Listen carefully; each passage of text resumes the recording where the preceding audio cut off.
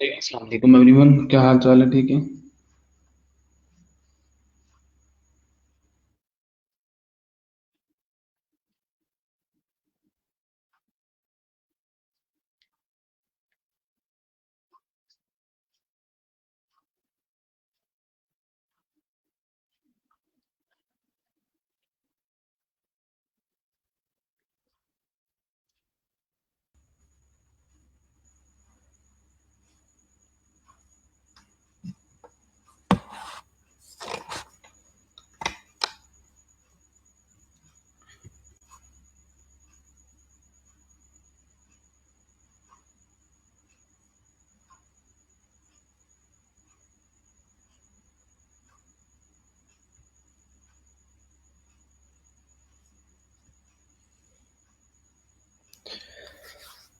जी, सबसे पहले बताएं जी, कल वाला काम कितने लोगों ने किया है? और आज हमने बड़ा ही इम्पोर्टेंट टॉपिक देखना है, ऑब्जेक्ट ओरिएंटेड प्रोग्रामिंग।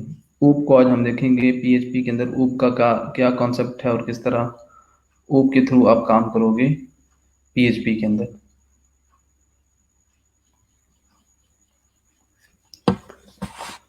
मैं सबसे पहले जो अटेंडेंस के लिए गूगल फॉर्म है उसका लिंक मैं ऐड कर दूं, उसके बाद लेक्चर शुरू करते हैं। बाकी आप लोग बताएं जी, कोई मसला मसाइल कल वाले लेक्चर में हो, या वो कितने लोगों ने काम किया है वो टेम्पलेट वाला।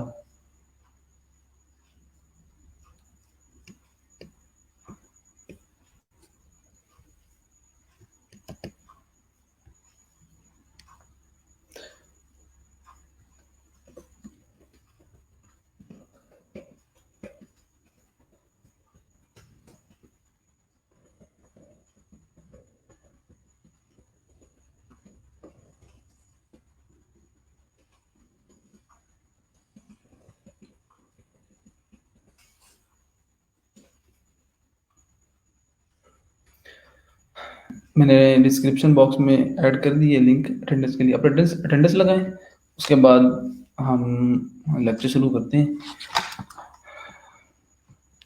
आपका आज का जो लेक्चर है वो मोस्ट इम्पोर्टेंट लेक्चर होगा, क्योंकि इसमें हम देखेंगे ऊप को, ऑब्जेक्ट ओरिएंटेड प्रोग्रामिंग को।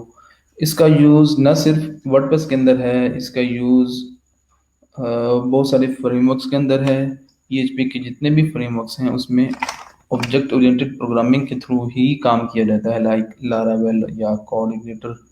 ठीक है, तो इसका हम बेसिक कॉन्सेप्ट लेंगे आज की क्लास में।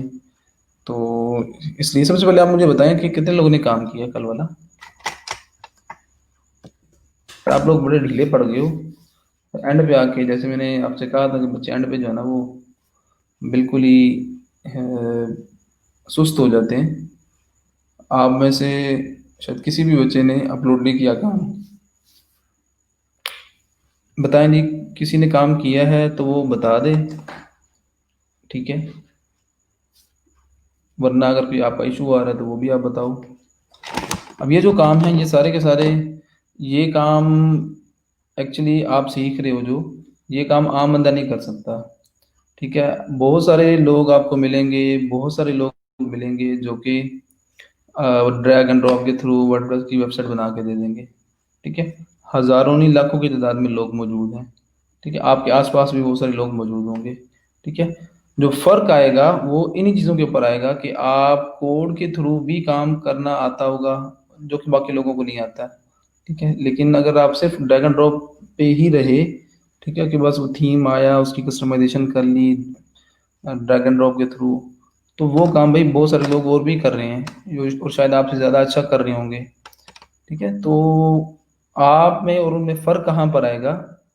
फ़र्क आपका यहाँ पर ही आएगा कि आप लोग कोड के थ्रू कोई भी काम कर सकोगे जो कि उन लोगों को वही काम करने के लिए किसी प्लगइन या किसी बिल्ट इन फंक्शन की तरफ जाना पड़ेगा। ठीक है, तो थोड़ा आप एक्टिव हों। ये जो कल वाला लेक्चर है, ये आज वाला लेक्चर और कल जो लेक्चर होगा, ये मोस्ट इम्पोर्टेंट लेक्चर्स हैं आपके। इसमें आज वैसे मैंने आपको डब्ल्यू पी क्यूरी की जो क्लास है उसके बारे में बताना था कि किस तरह आप लोग वर्डप्रेस की किसी भी पोस्ट का कंटेंट गेट कर सकते हो, चाहे वो बिल्ट इन पोस्ट हो या आपकी वो कस्टम पोस्ट टाइप हो। ठीक है, तो किसी भी तरह का डेटा आपने डेटाबेस में से अगर फेच करना है तो वो किस तरह कर सकोगे। लेकिन ये क्लास जो हम कल के लेक्चर में लेंगे, क्योंकि उसके लिए आपको ऊब का पता होना चाहिए, ऑब्जेक्ट ओरिएंटेड प्रोग्रामिंग। ठीक है, तो आज के लेक्चर में हम इसी को ही देखेंगे, तो इसलिए थोड़ा सा आप एक्टिव हो जाएं। जो काम आपसे कहा जाए आप वो कर लो। ठीक है, तो ये वैसे भी सेशन एंड होने वाला है, 15 जुलाई तक शायद ये एंड हो। तो उससे पहले पहले बहुत सारी और भी चीज़ें हैं हमने जो कि देखनी है, तो साथ साथ में काम करते रहेंगे तो चीज़ें समझ में आएंगी, वरना अगले जो नेक्स्ट लेक्चर होंगे वो आपके लिए मुश्किल होंगे और आपको शायद समझ भी ना आए। मेरे ख्याल में किसी एक बच्चे ने भी नहीं काम किया कल वाला, बड़े अफसोस की बात है जी। अगर काम किया है आपने तो शायद अपलोड नहीं किया, हालांकि मैंने मेंशन किया था आपने अपलोड करना है। तो खैर लेक्चर शुरू करते हैं। अगर कोई क्वेश्चन नहीं है तो हम लेक्चर शुरू कर देते हैं। कोई प्रॉब्लम, कोई लास्ट लेक्चर में कोई इशू?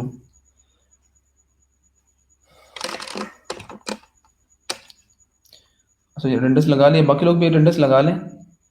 और हमारी जो एडमिशन की पोस्ट है वो भी लाइव है। इसकी जो लास्ट डेट है वो एक्सटेंड हो चुकी है 28 तक। आप अपने फ्रेंड्स को भी रेफर कर सकते हो ई रोजगार में, किसी भी डोमेन के लिए, किसी भी सेंटर के लिए। जी लेक्चर शुरू करें फिर। आई थिंक किसी का कोई क्वेश्चन नहीं है। क्वेश्चन होता तब जब आप लोग थोड़ा काम करते हैं इस पे। बहुत सारे क्वेश्चन होते हैं फिर आपके। अच्छा, आज हमने देखना है ऑब्जेक्ट ओरिएंटेड प्रोग्रामिंग को। उससे पहले मैं स्क्रीन शेयर कर लूँ आपसे।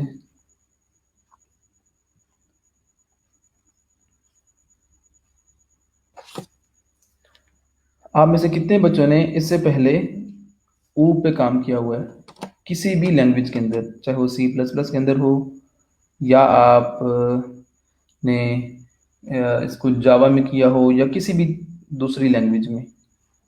आप में से कितने बच्चों ने ऊब पे काम किया हुआ है, ऑब्जेक्ट ओरिएंटेड प्रोग्रामिंग पे? अगर नहीं किया हुआ तब भी आप लोग बता दो। अगेन मैं आपसे कह रहा हूँ, ये बहुत इंपॉर्टेंट लेक्चर है आपका। आज के दौर में किसी भी सॉफ्टवेयर हाउस में चले जाओ, किसी भी कंपनी में चले जाओ, आप कोई भी फ्रेमवर्क उठा के देख लो, ना सिर्फ PHP का बल्कि कोई भी फ्रेमवर्क, चाहे वो .NET का हो, चाहे वो जावा का हो, चाहे किसी भी पाइथन का हो, उसमें काम जो होता है वो ऊब के थ्रू हो रहा होता है, ऑब्जेक्ट ओरिएंटेड प्रोग्रामिंग। ठीक है, ऊब के थ्रू काम हो रहा होता है। तो ऊब के जो जनरल कॉन्सेप्ट हैं वो बिल्कुल सेम है। इट डजेंट मैटर आप लोग C++ पे काम कर रहे हो, जावा पे या किसी तीसरी लैंग्वेज पे, जनरल कॉन्सेप्ट इसके सेम है। ठीक है, तो आपको अगर कॉन्सेप्ट्स हैं इसके ऊब के किसी भी एक लैंग्वेज पे, तो आप दूसरी लैंग्वेज पे भी काम कर सकते हो थ्रू ऊब। ठीक है, जनरल कॉन्सेप्ट सेम है। ठीक है, जो इसके पिलर्स हैं वो बिल्कुल सेम है, फंडामेंटल कॉन्सेप्ट्स बिल्कुल सेम है। हाँ, कोड या सिंटेक्स की हद तक देखें तो उसमें थोड़ा सा चेंज आएगा। ठीक है, वरना बाकी जो मेन कॉन्सेप्ट्स हैं वो सेम है। ठीक हो गया। बाकी लोग भी बताएं जी। अगर किसी ने काम किया है तो ठीक, नहीं किया तब भी बता दें।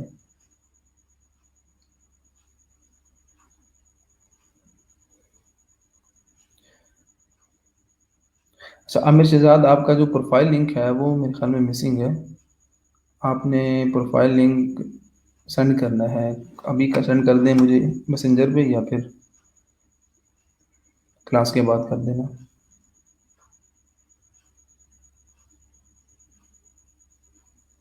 ज़बरदस्त आमिर शहजाद, आपका 3 साल का एक्सपीरियंस है सी और जावा में। सी में आपने 3 साल के एक्सपीरियंस में क्या कुछ किया है सी लैंग्वेज में? सी में वैसे ऊप नहीं है, सी प्लस प्लस के अंदर ऊप का कॉन्सेप्ट है, सी में नहीं है। ठीक है, इससे पहले जो काम होता था पुराने वक्तों में वो प्रोसीजरल वे से होता था, ना कि ऊप के थ्रू। ठीक है, अब ये जो अप्रोच आई है, ठीक है, ऊप की, ये एडवांस लैंग्वेजेस के अंदर आई है, और ये सी के अंदर इसका कॉन्सेप्ट नहीं था वैसे। बल्कि ठीक है जी, ज़बरदस्त। जावा के अंदर है इसका कॉन्सेप्ट, जावा बल्कि प्योर ऑब्जेक्ट ओरिएंटेड प्रोग्रामिंग है।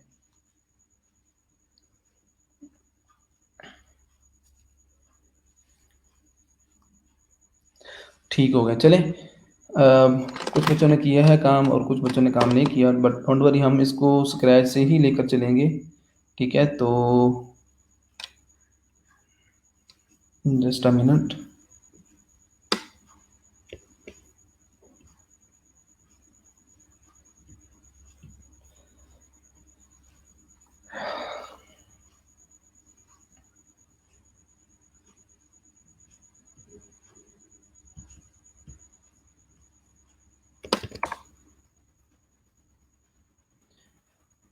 एक मिनट में हम लेक्चर शुरू करते हैं जी।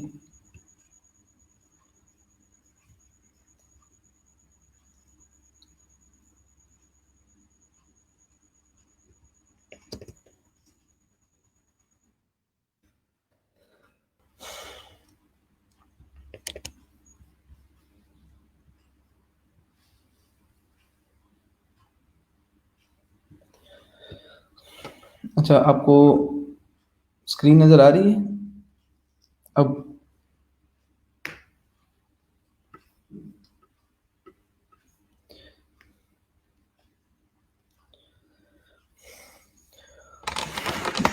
चलिए लेक्चर शुरू करते हैं। सबसे पहले मैं आपको बताऊंगा कि ऊप का कॉन्सेप्ट है क्या। ठीक है, प्रोसीजरल वे में और ऊप के थ्रू अगर हम काम करेंगे तो फ़र्क कहाँ पर आएगा। ठीक है, तो इसका मेन कॉन्सेप्ट है, इसका जो मेन पर्पस है, ठीक है, इसके बारे में आपको बताऊंगा। उसके बाद मैं इसकी इम्प्लीमेंटेशन आपको करके दिखाऊंगा। बड़ी ही सिंपल इसका कोड है पीएचपी के अंदर। ठीक है, क्योंकि पीएचपी जो है वो बड़ी फ्लेक्सिबल लैंग्वेज है, तो आपने इसके कॉन्सेप्ट को अंडरस्टैंड करना है। ठीक है, आई विल ट्राई के मैं आपको अच्छे वे में इसका कॉन्सेप्ट दे सकूं।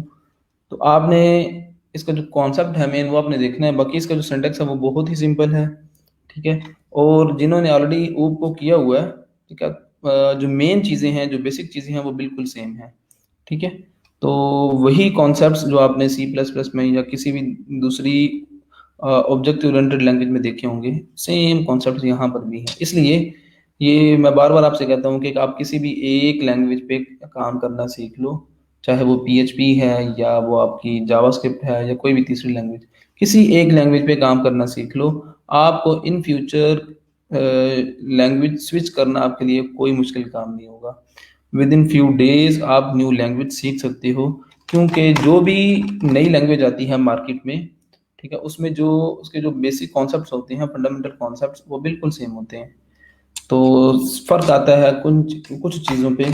आप सिर्फ उन चीज़ों को देखो तो आप नई लैंग्वेज पे शिफ्ट हो सकते हो, नई लैंग्वेज पे, नए फ्रेमवर्क पे। ठीक है, तो सबसे पहले हम देखते हैं कि ऊप का कॉन्सेप्ट है क्या। ठीक है, ऊप का पर्पस है क्या, ऊप एक्चुअली है क्या। ठीक है, तो ऊप बेसिकली इसका जो मेन पर्पस है, ठीक है, ये कोई लैंग्वेज नहीं है। सबसे पहले आप ये ज़हन में रख लो, ऊप किसी लैंग्वेज का नाम नहीं है। ठीक है, ऊप एक अप्रोच का नाम है, ऊप एक स्ट्रक्चर का नाम है, ऊप एक मेथड या एक वे का नाम है। ठीक है, आप अगर ऊप के थ्रू काम कर रहे होंगे तो एक्चुअली आप एक पैटर्न के थ्रू काम कर रहे होंगे, आप एक खास स्ट्रक्चर के थ्रू काम कर रहे होंगे। ठीक है, इससे पहले जो आपने काम किया, इससे पहले जो आपने काम किया, अलग ये इंडेक्स डॉट एचटीएमएल, ये फॉर्म हैंडलिंग वाला, ये जो हमने देखा था पिछले लेक्चर्स के अंदर, ये जो काम आपने किया है ये आपने प्रोसीजरल वे से किया है। ठीक है, दो तरह के अप्रोचेज होती हैं किसी भी प्रोग्रामिंग लैंग्वेज के अंदर, दो तरह की अप्रोचेज, प्रोसीजरल और दूसरा ऑब्जेक्ट ओरिएंटेड। ठीक है, दो तरह के आप कह लो कि अप्रोचेस कह लो, या दो तरह के पैटर्न्स कह लो, या दो तरह के स्ट्रक्चर्स कह लो। दो तरीकों से आप काम कर रहे होते हो किसी भी प्रोग्रामिंग लैंग्वेज के अंदर। सबसे पहले आप सीखते हो किसी भी नई लैंग्वेज को, अगर आपने सीखना है तो आप प्रोसीजरल वे में काम करना सीखते हो। प्रोसीजरल वे में, प्रोसीजरल वे से मुराद क्या है कि without using classes and objects. ठीक है, आप अगर ऊप के थ्रू काम नहीं कर रहे तो इट मीन्स कि आप प्रोसीजरल वे में काम कर रहे हो। ठीक है, तो यहाँ पर हमने जो काम किया है ये पिछली लेक्चर्स के अंदर, ये जो हमने फॉर्म का डेटा गेट करके, तो ये काम हमने विदाउट क्लासेस विदाउट ऑब्जेक्ट्स किया था। तो इट मीन्स के ये काम हमने किस मेथड के थ्रू, किस अप्रोच के थ्रू किया, प्रोसीजरल वे से। ठीक है, अगर यही काम हम by using classes and objects करते तो हम कह रहे होते कि हमने ऊप को यूज किया है, हमने ऑब्जेक्ट ओरिएंटेड अप्रोच के थ्रू काम किया है। ठीक है, तो दो तरह की अप्रोचेस होती हैं, दो तरह के तरीके होते हैं काम करने के लिए किसी भी प्रोग्रामिंग लैंग्वेज के अंदर। ठीक है, तो प्रोसीजरल या ऑब्जेक्ट ओरिएंटेड, इससे पहले हमने जो काम किया वो प्रोसीजरल वे में किया। तो आज हम देखेंगे कि किस तरह वही सारे टास्क, वही सारे काम आप लोग कर सकते हो ऊप के थ्रू। तो ऊप एक्चुअली स्ट्रक्चर का नाम है, पैटर्न का नाम है। ठीक है, और ये कोई लैंग्वेज नहीं है।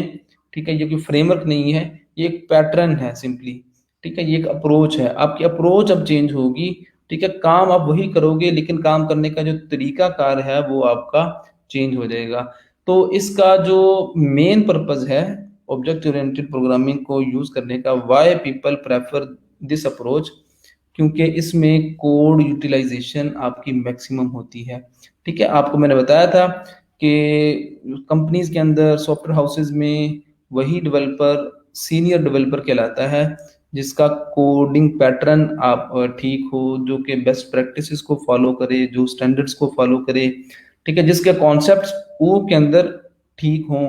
ठीक है, तो वो जो डेवलपर होता है वो सीनियर डेवलपर कहलाता है। ठीक है, और ऊ के थ्रू क्या आपको बेनिफिट्स मिलते हैं? सबसे मेन बेनिफिट है कि कोड यूटिलाइजेशन। ठीक है, कोड यूटिलाइजेशन, आपकी कोड रीयूजेबिलिटी मैक्सिमम होती है इसके अंदर। ठीक है, आप क्लासेस और ऑब्जेक्ट्स और बहुत सारे इसके कॉन्सेप्ट्स हैं, इन पे जब आप काम कर रहे होते हो तो आपकी जो कोड यूटिलाइजेशन है वो आपकी मैक्सिमम होती है। और यही मेन कंसर्न होता है किसी भी एक डेवलपर का या किसी भी एक प्रोग्रामर का, कि भाई मैं कम कोड लिखूं, काम मैक्सिमम हो, मिनिमम इनपुट मैक्सिमम आउटपुट हो। हर सीनियर डेवलपर का, हर नई लैंग्वेज का, हर नए फ्रेमवर्क का यही पर्पस होता है कि भाई ऐसी अप्रोच यूज की जाए कि कम कोड में ज्यादा काम हो। ठीक है, तो ये अप्रोच आपको ऊप के अंदर मिलती हैं, बहुत सारी अप्रोचेस। इसमें जितने भी कॉन्सेप्ट्स हैं इनका कहीं ना कहीं जो पर्पस होगा वो कोड रीयूजेबिलिटी होगा। ठीक है, कि कम कोड के अंदर मैक्सिमम काम करना होगा। तो ये एक्चुअली ऊप का पर्पस है मेन, ऊप का कह लो कि मेन कंसर्न है। ठीक है, और ऊप एक्चुअली है क्या? एक पैटर्न है, एक अप्रोच। आपका काम करने का तरीका कार चेंज होगा। ठीक है, आज आप देखोगे कि जो काम आप इससे पहले करते रहे हो वही काम आप आज करोगे, तो लेकिन फर्क कहाँ पर आएगा? तरीका कार पे, अप्रोच पे। ठीक है, तो ये इसका मेन कॉन्सेप्ट है। इसमें जो मेन कॉन्सेप्ट है वो के अंदर, किसी भी लैंग्वेज के अंदर, ठीक है, उसमें सबसे पहले आप क्लासेस को देखते हो, फिर ऑब्जेक्ट्स को देखते हो, फिर इसके मेन पिलर्स जो हैं उनमें आता है इनहेरिटेंस, इनकैप्सुलेशन, ठीक है, एब्स्ट्रैक्शन, ठीक है, पॉलीमॉर्फिज्म, ये इसके मेन पिलर्स हैं। हर, अब इनहेरिटेंस एक मेन मॉड्यूल है इसका। ठीक है, उसके अंदर फर्दर जो कॉन्सेप्ट्स हैं इनहेरिटेंस में, जिन्होंने काम किया हुआ उनको पता होगा। ठीक है, क्लासेस को आपस में इनहेरिट करना, उनका रिलेशन बिल्ड करना, जो ये इनहेरिटेंस का कॉन्सेप्ट है, एक्चुअली इसके बिहाइंड जो मेन पर्पस, जो कंसर्न है वो ये है कि भाई कोड यूटिलाइजेशन मैक्सिमम हो। ठीक है, इसके बाद जो कॉन्सेप्ट है पॉलीमॉर्फिज्म का, या आपका इनकैप्सुलेशन का, या एब्स्ट्रक्शन का, ठीक है, उसमें भी मेन कंसर्न होता है कि भाई ऐसी अप्रोचेस जिसके थ्रू आपका कोड मैक्सिमम रीयूज हो। तो हम इनमें से देखेंगे जितना हम मैक्सिमम काम कर सके। ठीक है। लेकिन आपको इतना मैं ज़रूर बताऊंगा कि आप क्लासेस और ऑब्जेक्ट्स के थ्रू काम कर सकोगे, कोई भी किसी भी तरह का काम। इससे पहले जो हमने सारे काम किए हैं वो सारे काम हम इसके थ्रू कर सकते हो। ठीक है, तो अब हम इसमें काम करना शुरू करते हैं जी। सबसे पहले मैं यहाँ पर वर्क प्लेस पे एक जावा की फ़ाइल क्रिएट करूँगा और उस फाइल का नाम मैं रखूँगा student, for example student dot php, या आप कह लो कि इस फाइल का नाम रखते हैं, चलें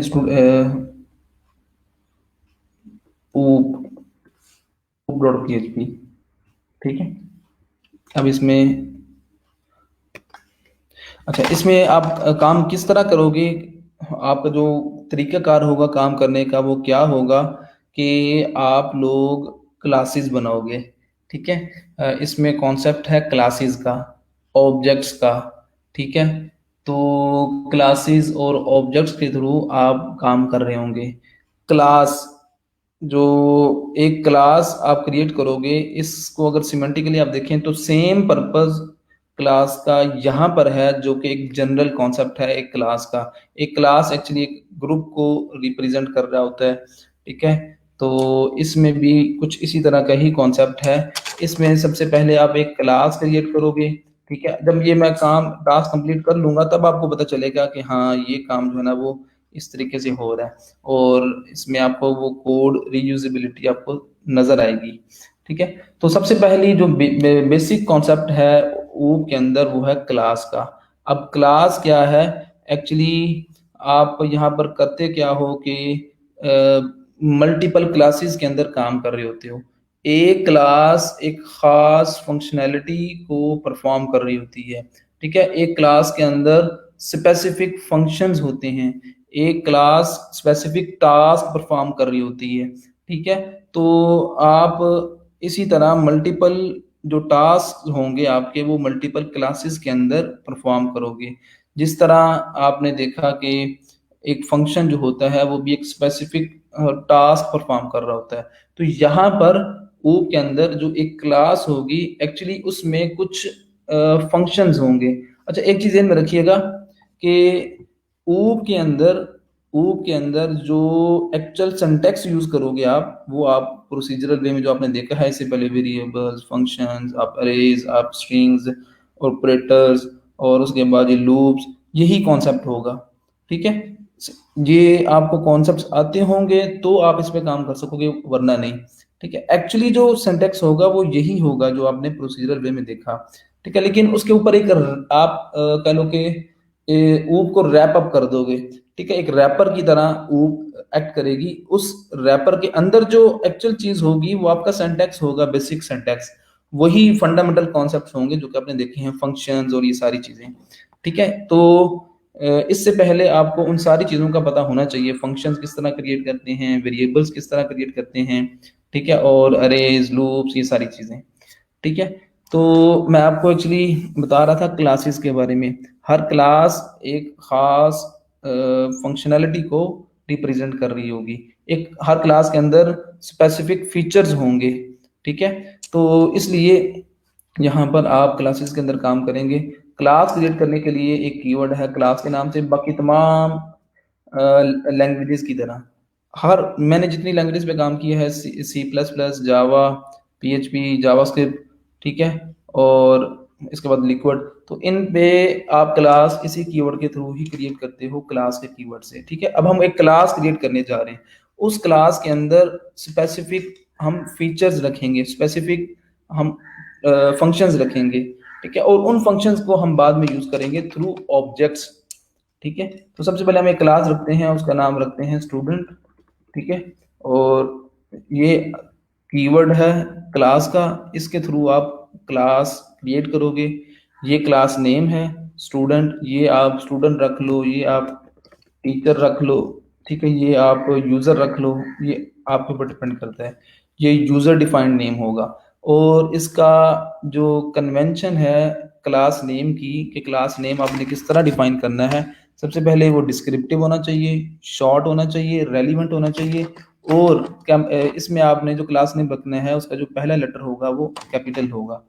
ठीक है, तो अगर फॉर एग्जांपल क्लास नेम है स्टूडेंट टीचर, ठीक है, तो आप इसी तरह स्टूडेंट का पहला लेटर कैपिटल और टीचर का पहला लेटर कैपिटल, और इसी तरह जितने भी वर्ड्स इसके साथ कंबाइन होंगे हर वर्ड का पहला लेटर कैपिटल होगा। ठीक है, तो ये एक कन्वेंशन है। अगर आप वैसे कैपिटल नहीं लिखोगे तो कोई एरर नहीं आएगा। अब ये क्लास भी क्रिएट हो रही है जिसका नाम है स्टूडेंट, स्मॉल लेटर्स में है सारा कुछ, लेकिन ये बेस्ट प्रैक्टिस नहीं है। ठीक है, आप जितनी भी बिल्ट इन क्लासेस देखोगे, जितनी भी आप बिल्ट इन क्लासेस देखोगे पीएचपी की, जावा की या किसी भी लैंग्वेज में, उसमें जो पहला लेटर होगा क्लास नेम का वो कैपिटल होगा। ठीक है, तो आपने क्लास नेम यहाँ पर डिफाइन करना है, और उसके बाद इसकी बॉडी है। जिस तरह आप फंक्शन क्रिएट करते थे, फंक्शन, ये फंक्शन का कीवर्ड, फंक्शन नेम जो भी था, और उसकी पैरेंथेसिस और उसकी बॉडी। ठीक है, तो बिल्कुल इसी तरह यहाँ पर क्लास क्रिएट करने के लिए आपको क्लास का कीवर्ड, क्लास नेम और उसकी बॉडी, इसकी बॉडी के अंदर आप क्लास को डिफाइन करोगे कि भाई ये क्लास इस तरह की है। लाइक जिस तरह हमारी मेन दो तरह की स्पीशीज हैं ह्यूमन के अंदर, मेल और फीमेल। मेल में अपनी उनकी प्रॉपर्टीज होती हैं, फीमेल में अपनी प्रॉपर्टीज होती हैं। ठीक है, तो यहाँ पर हम उस क्लास की स्पेसिफिकेशंस या प्रॉपर्टीज डिफाइन करेंगे। ठीक है, तो इसकी मैं आपको आगे जाके एग्जांपल दूंगा कि किस तरह आप इसको रियल वर्ल्ड के साथ रिलेट कर सकते हो। ठीक है, तो सबसे पहले क्लास का जो मेन सिंटैक्स है पीएचपी के अंदर वो ये है। ठीक है, क्लास का कीवर्ड, क्लास नेम और उसकी बॉडी। इसकी बॉडी के अंदर एक्चुअली आप जो फंडामेंटल कॉन्सेप्ट्स हैं वो यूज करोगे। ठीक है, तो अब हम आगे देखते हैं कि इसके अंदर फर्दर आप किस तरह क्लास को डिफाइन करोगे। सबसे पहले आप ये चीज नोट कर लो कि एक क्लास के अंदर दो तरह की चीजें आपको मिलेंगी। ये क्लास चाहे पीएचपी की हो या जावा की हो, या इन फ्यूचर आपने कोई भी लैंग्वेज सीखनी है जो कि ऊप को सपोर्ट करती है, तो उसमें दो तरह की ही चीजें आपको नजर आएंगी। एक डाटा मेंबर्स, या आप उसको क्लास की प्रॉपर्टीज कह लो, और दूसरा मेंबर फंक्शन, या उसको आप मेथड्स कह सकते हो। दो तरह की चीजें आपको मिलेंगी किसी भी क्लास के अंदर, डाटा मेंबर्स और मेंबर फंक्शंस, या दूसरे लफ्जों में आप कह लो प्रॉपर्टीज और मेथड्स। ठीक है, तो दो तरह की चीजें आपको किसी भी लैंग्वेज के अंदर मिलेंगी, किसी भी क्लास के अंदर मिलेंगी, चाहे वो क्लास 100 लाइन्स ऑफ कोड की हो या 1000 लाइन्स ऑफ कोड की हो, ये दो चीजें ही आपको मिलेंगी। ठीक है, सबसे पहले क्या है, क्लास मेंबर्स या क्लास डाटा मेंबर्स आप कह लो, डाटा मेंबर्स, और दूसरा आप कह लो मेंबर फंक्शंस। डाटा मेंबर्स को आप क्लास की प्रॉपर्टीज भी कह सकते हो। ठीक है, और मेंबर फंक्शंस को समटाइम आप कह रहते हो बहुत सारी लैंग्वेज के अंदर मेथड्स। ठीक है, तो ये दो चीजें हैं, किसी भी लैंग्वेज के अंदर आपको वो चीजें मिलेंगी। आप डाटा मेंबर्स को वेरिएबल्स भी कह सकते हो, सिंपली वेरिएबल्स। ठीक है, ये दूसरे लफ्जों, आसान लफ्जों में आपको बता रहा हूँ कि डाटा मेंबर्स को आप वेरिएबल्स भी कह सकते हो, प्रॉपर्टीज भी कह सकते हो। ठीक है, डाटा मेंबर्स भी कह सकते हो, मेंबर फंक्शंस को आप सिंपली फंक्शंस भी कह सकते हो या मेथड्स भी कह सकते हो। ठीक है, सिंपल आप फंक्शंस कह लो या मेथड्स कह लो। ठीक है, तो जैसे जावा के अंदर मेथड का वर्ड, ये टर्म यूज होती है फंक्शंस के लिए, तो यहाँ पर आप मेथड कह सकते हो या फंक्शन कह लो, एक ही बात है। ठीक है, तो ये दो तरह की चीजें आपको मिलेंगी। अब मैं आपको एक सिंपल सी क्लास क्रिएट करके दिखाऊंगा, और उसमें यही दो चीजें आपको नजर आएंगी, डाटा मेंबर्स और आपके मेंबर फंक्शंस। ठीक है, अब मैं आपको एक्चुअल सिंटैक्स पे जाने से पहले आपको एक एग्जांपल दे लूं कि किस तरह एक क्लास का एक्चुअल कॉन्सेप्ट है। इस क्लास का ऊप के अंदर जो क्लास का कॉन्सेप्ट है वो बिल्कुल आपकी जो क्लास है टेक्निकल की या नॉन टेक्निकल की, या आप जिस तरह यूनिवर्सिटीज़ के अंदर, कॉलेज, स्कूल्स के अंदर क्लास लेते हो, जो क्लासेस का कॉन्सेप्ट है, लाइक नाइन्थ क्लास की नाइन्थ क्लास, 10th क्लास, या आपकी जी यूनिवर्सिटी के अंदर कोई क्लास है, तो बिल्कुल वही कॉन्सेप्ट यहाँ पर इम्प्लीमेंट किया गया। आपको पहले भी बताया मैंने कि ये जो कीवर्ड्स होते हैं, ये जो नेम्स होते हैं, इनमें बड़ी रेलिवेंसी होती है। अगर फंक्शन एक कीवर्ड है फंक्शन, तो एक्चुअली वो जो उसने उन्होंने नाम रखा है फंक्शन इसका, उसमें कहीं ना कहीं रेलिवेंसी होती है। ठीक है, इसी तरह ये जो क्लास का कीवर्ड यहाँ पर क्रिएट किया गया है, तो इसमें रेलिवेंसी है। तो ये एक क्लास, ये जो रियल टाइम पे हमारी क्लासेस होती हैं, 9th class, 10th class, technical की क्लास, नॉन टेक्निकल की क्लास, ये इसके साथ रिलेट किया गया है। किस तरह, मैं आपको बताता हूँ। फॉर एग्जाम्पल, जिस तरह टेक्निकल की क्लास है ई रोजगार में, ठीक है, तो टेक्निकल की क्लास ई रोजगार में टेक्निकल का कोर्स पढ़ रही है। ठीक है, इसमें इस क्लास की जो प्रॉपर्टीज हैं, इस क्लास की जो स्पेसिफिकेशंस हैं, वो क्या हैं, जरा बताएं। आप लोग बताओ, टेक्निकल क्लास की अगर स्पेसिफिकेशंस आपसे पूछी जाएं, तो आप क्या बताओगे कि इसमें क्या कुछ है इस टेक्निकल की क्लास में। इस आप बताओगे कि इसमें टेक्निकल कोर्स है, इसमें वेब डेवलपमेंट के बारे में बताया जाता है, इसमें जी ई कॉमर्स स्टोर डेवलपमेंट के बारे में बताया जाता है, इसमें फला फला HTML, CSS, बूटस्ट्रैप, ये सारी लैंग्वेजेस करवाई जाती हैं। तो ठीक है, ये सारी इसकी प्रॉपर्टीज़ हैं, ये आपकी टेक्निकल क्लास की स्पेसिफिकेशंस हैं कि इस क्लास के अंदर ये चीज़ें हैं। क्या है, HTML है, CSS है, इसमें जावास्क्रिप्ट है, इसमें जी बूटस्ट्रैप है, PHP है, MySQL है। ठीक है, तो ये सारी इस क्लास की प्रॉपर्टीज है। नॉन टेक्निकल की क्लास अगर हम बात करें, ये रोजगार में जो नॉन टेक्निकल है, उसमें उसकी प्रॉपर्टीज क्या है, उसमें क्या है एक्चुअली, उसमें कंटेंट राइटिंग है, उसमें डिजिटल मार्केटिंग है, उसमें सर्च इंजन ऑप्टिमाइजेशन है। तो इसी तरह डिजाइनिंग में आपको उसकी जो प्रॉपर्टीज हैं वो मिलेंगी। तो इसमें जो आप लोग हो, टेक्निकल का जो पार्ट हो, ठीक है, जो स्टूडेंट्स हैं, एक्चुअली वो रिप्रेजेंट कर रहे हैं इस क्लास को। तो मैं कह सकता हूं कि आप लोग जो हैं वो टेक्निकल क्लास के स्टूडेंट हैं, स्टूडेंट कह लो, या टेक्निकल टर्म में हम आपको ऑब्जेक्ट भी कह सकते हैं। ठीक है, आप लोग जो अभी लेक्चर सुन रहे हो, आप टेक्निकल क्लास के स्टूडेंट्स हो, या दूसरे लफ्जों में मैं कह सकता हूं कि आप ऑब्जेक्ट्स हो, आप टेक्निकल क्लास के ऑब्जेक्ट्स हो। आपके अंदर जिन बच्चों ने क्लासेस ली हैं, ठीक है, जिन्होंने शॉपिफाई सीखा है, जिन्होंने वर्डप्रेस सीखा है, तो वो स्पेसिफिक टास्क परफॉर्म कर सकते हैं। क्या कर सकते हैं वो जी, ई कॉमर्स स्टोर डेवलप कर सकते हैं, वो पोर्टफोलियो वेबसाइट वो बना सकते हैं, वो कोई एजुकेशनल वेबसाइट बना सकते हैं वर्डप्रेस के ऊपर, वो वर्डप्रेस के ऊपर कोई आप कह लो कि लाइक रियल स्टेट की वेबसाइट बना सकते हैं। तो ये सारे टास्क हैं, ये फंक्शंस हैं जो कि आप लोग अभी परफॉर्म कर सकते हो। क्यों? क्योंकि आपके अंदर वो प्रॉपर्टीज मौजूद हैं, आपके अंदर वो स्पेसिफिकेशंस हैं, आपको HTML, CSS, ये सारी लैंग्वेजेस आती हैं। ठीक है, इसलिए आप ये सारे टास्क परफॉर्म कर सकते हो। ठीक है, तो आप सारे लोग ऑब्जेक्ट्स हो। तो बिल्कुल इसी तरह यहाँ पर भी क्लासेस का कॉन्सेप्ट बिल्कुल सेम है। क्लास की प्रॉपर्टीज आप डिफाइन करोगे, तो उस क्लास के जो ऑब्जेक्ट्स होंगे, जो हम बाद में क्रिएट करेंगे, तो वो ऑब्जेक्ट्स वही फंक्शंस, वही टास्क, वही काम कर सकेंगे जो कि इस क्लास के अंदर हमने मेंशन किए गए होंगे। अब टेक्निकल क्लास का कोई भी स्टूडेंट सर्च इंजन ऑप्टिमाइजेशन नहीं कर सकता, क्योंकि ये टेक्निकल क्लास की प्रॉपर्टी के अंदर मौजूद ही नहीं है। ठीक है, ये उसकी स्पेसिफिकेशन के अंदर मौजूद ही नहीं है। अब टेक्निकल क्लास का कोई भी स्टूडेंट डिजिटल मार्केटिंग नहीं कर सकता, क्योंकि उस क्लास में वो प्रॉपर्टी मौजूद ही नहीं है। ठीक है, हाँ, वेब डेवलपमेंट कर सकते हैं क्योंकि वो उसकी क्लास के अंदर मौजूद है, वो ये फंक्शन परफॉर्म कर सकते हैं। तो बिल्कुल इसी तरह आगे जाके हम ऑब्जेक्ट्स क्रिएट करेंगे इस स्टूडेंट की क्लास का। ठीक है, तो इस क्लास के जितने भी ऑब्जेक्ट्स होंगे बाद में जो हम क्रिएट करेंगे, मैं आपको बताऊंगा, तो वो सारे ऑब्जेक्ट्स, ठीक है, वो सारे काम कर सकेंगे जो कि हमने यहाँ पर डिफाइन किए गए होंगे। ठीक है, तो ये एक बड़ी सिंपल सी एग्जांपल है कि क्लास को आपने एक्चुअली क्लास के साथ रिलेट करना है। ठीक है, आप जिस तरह टेक्निकल की क्लास हो, नॉन टेक्निकल की क्लास, इससे रिलेट करेंगे तो आपको इसकी बड़ी अच्छी तरीके से समझ आएगी उन लोगों के लिए जो वेरी फर्स्ट टाइम काम कर रहे हैं। ठीक है, तो यहाँ पर मैं सबसे पहले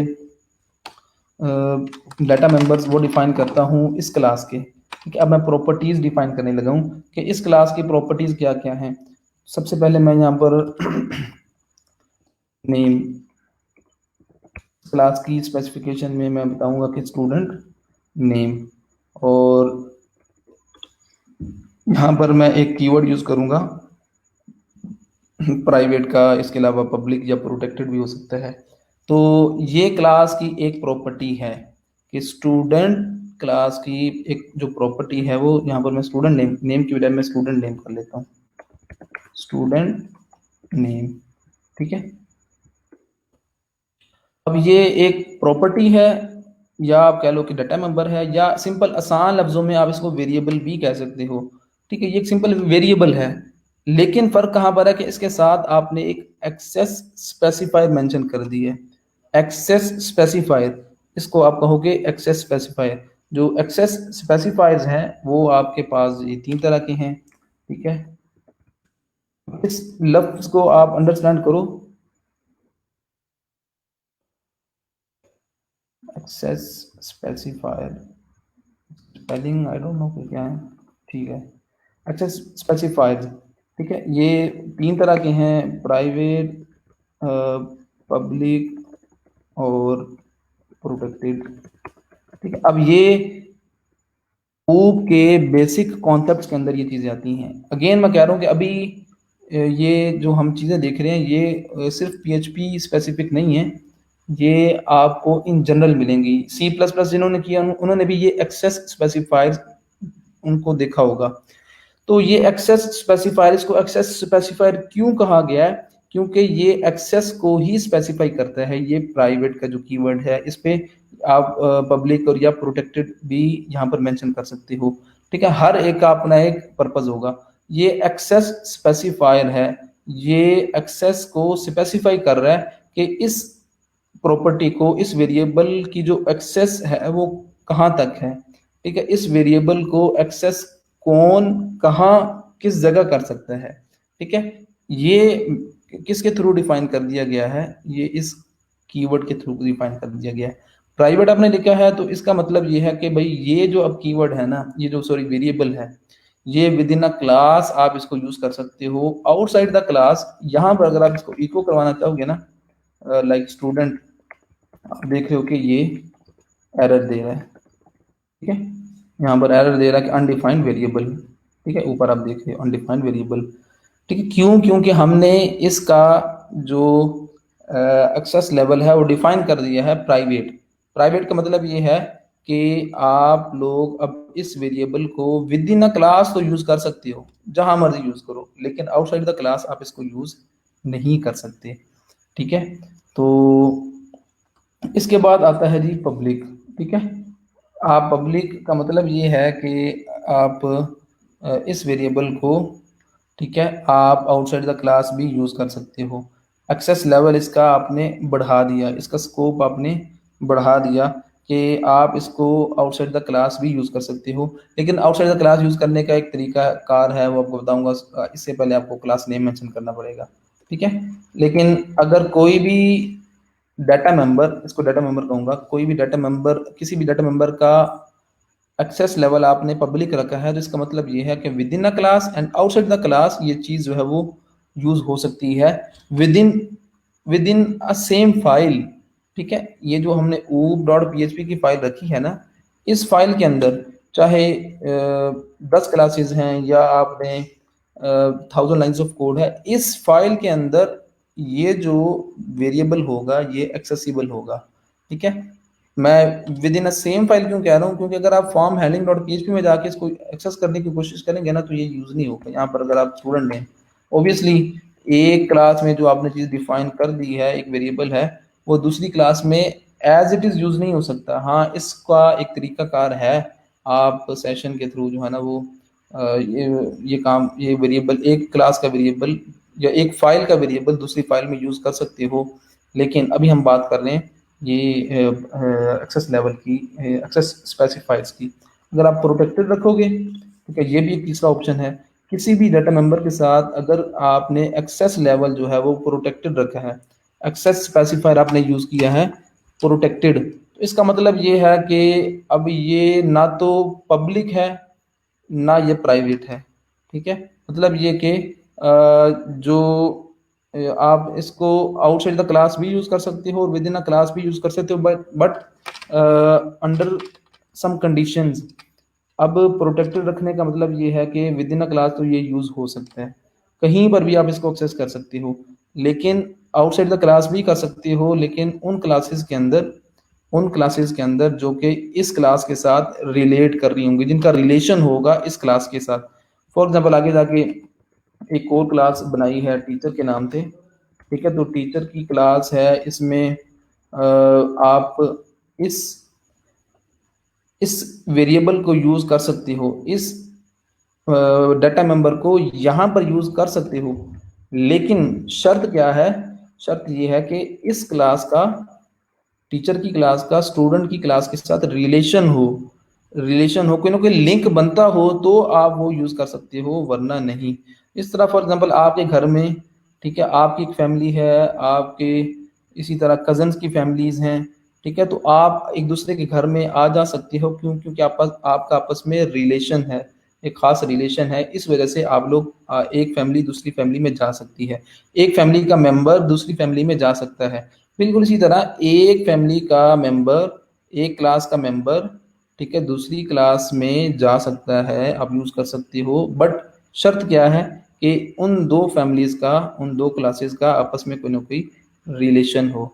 रिलेशन कह लो या टेक्निकली आप उसको इनहेरिटेंस कह लो, ठीक है, कि अगर कोई ऐसी क्लास जो कि इससे इनहेरिट की गई होगी, ठीक है, तो वो आप क्या कर सकते हो, उस क्लास के अंदर इस वेरिएबल को यूज कर सकते हो, क्योंकि आपने प्रोटेक्टेड रखा हुआ है। ठीक है, एक्चुअली मैं आपको प्रोटेक्टेड के बारे में बता रहा था कि अगर एक्सेस स्पेसिफायर ये प्रोटेक्टेड होगा तो ये with in a class use हो सकता है, और आउटसाइड द क्लास उन क्लासेस के अंदर आप इसको यूज कर सकते हो, ठीक है, जहां पर जिनका आपस में रिलेशन होगा। ठीक है, तो ये कॉन्सेप्ट है एक्सेस स्पेसिफाइड्स का।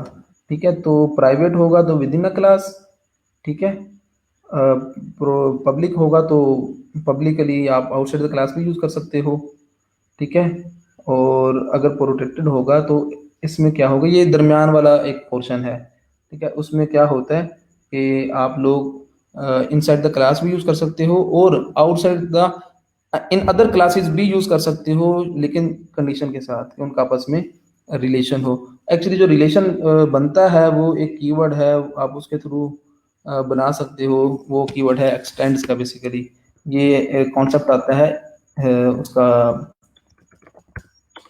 इनहेरिटेंस का। इनहेरिटेंस एक मेन पिलर है ऊप का किसी भी लैंग्वेज के अंदर। अब ये मैंने एक्सटेंड कर दिया स्टूडेंट के साथ, ठीक है, टीचर को एक्सटेंड कर दिया स्टूडेंट के साथ। दूसरे लफ्जों में कह सकता हूं कि अब मैंने रिलेशन बिल्ड कर दिया टीचर का स्टूडेंट के साथ थ्रू दिस कीवर्ड। ठीक है, तो इसको एक्चुअली आप क्या कहोगे, इनहेरिटेंस। ठीक है, अब वैसे इनहेरिट करना, यहाँ पर मैं अगर क्लास का नाम रखता हूँ पेरेंट, ठीक है, फॉर एग्जांपल मैं पेरेंट क्लास का नाम रखता हूँ, ठीक है, तो यहाँ पर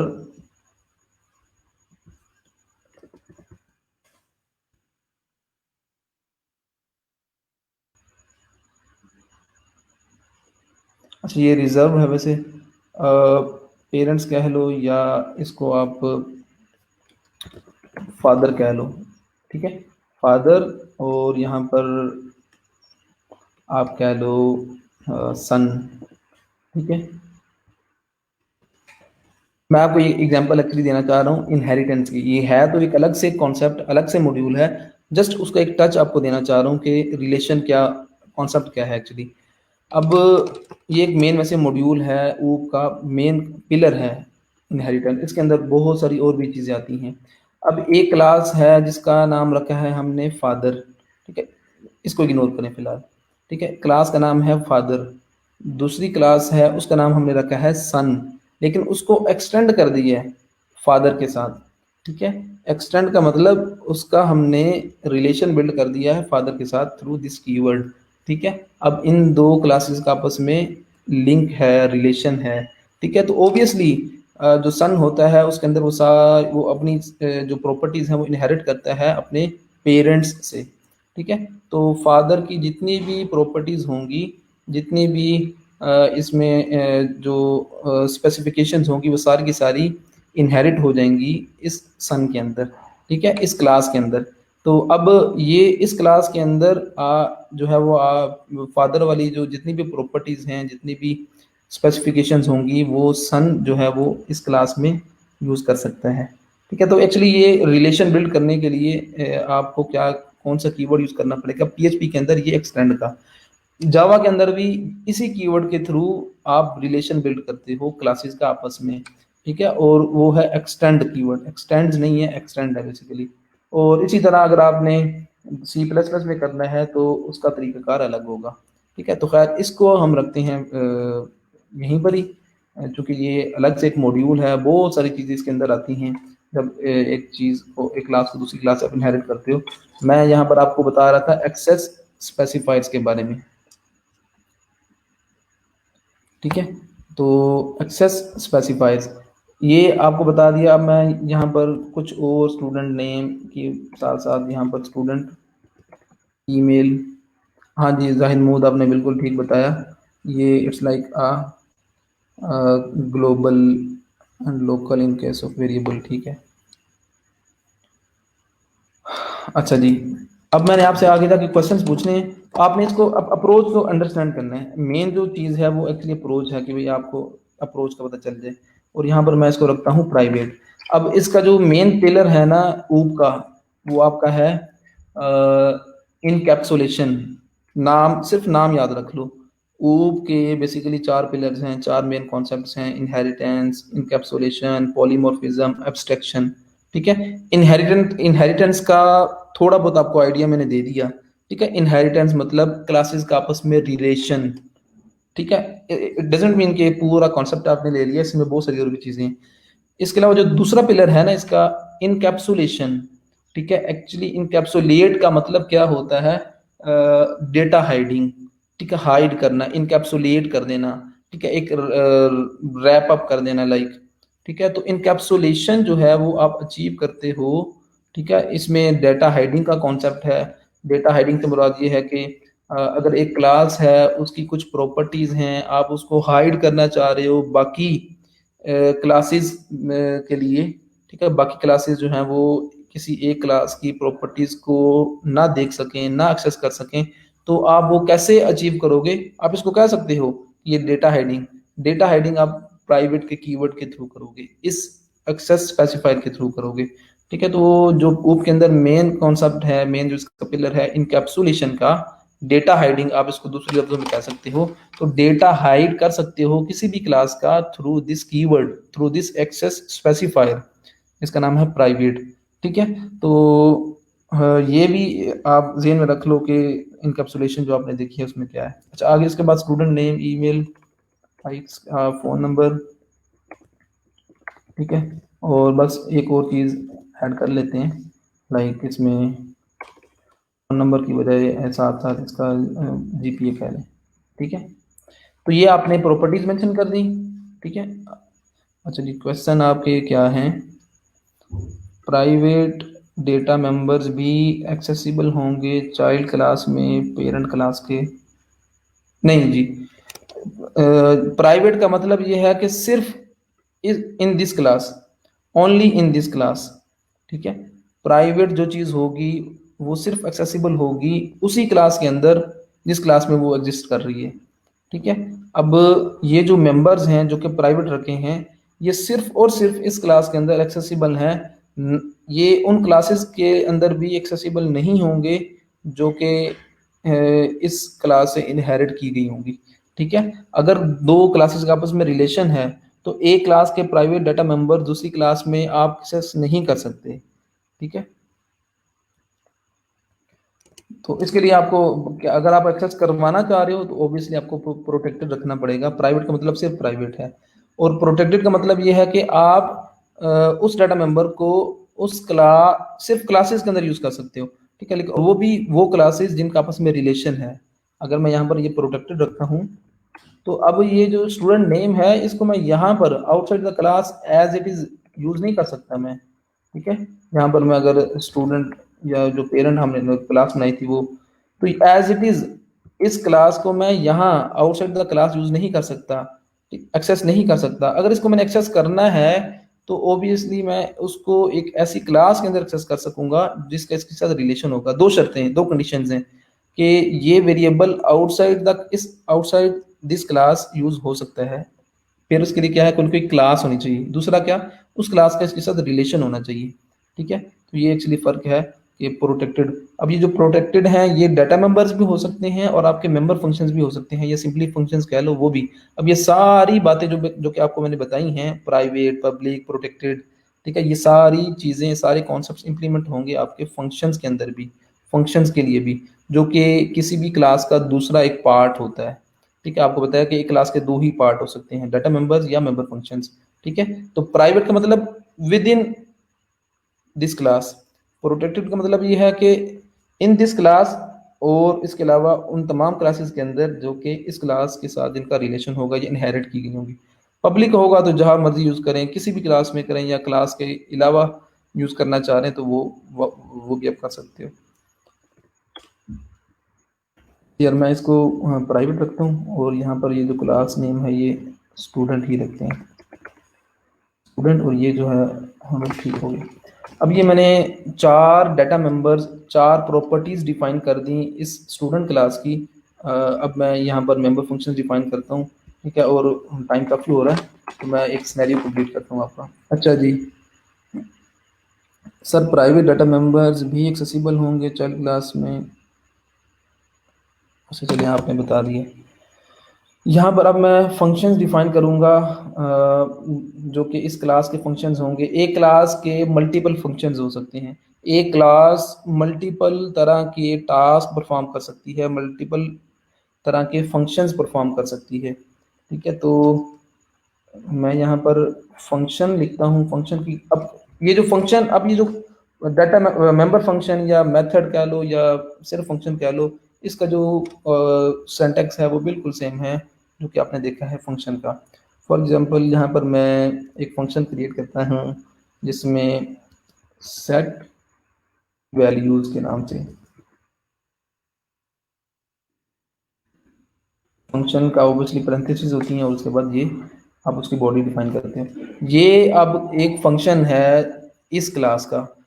इस क्लास के जो ऑब्जेक्ट्स हम बनाएंगे बाद में, वो ये फंक्शन परफॉर्म कर सकते हैं। ठीक है, तो एक्चुअली ये एक मेंबर फंक्शन है या आप इसको मेथड कह लो।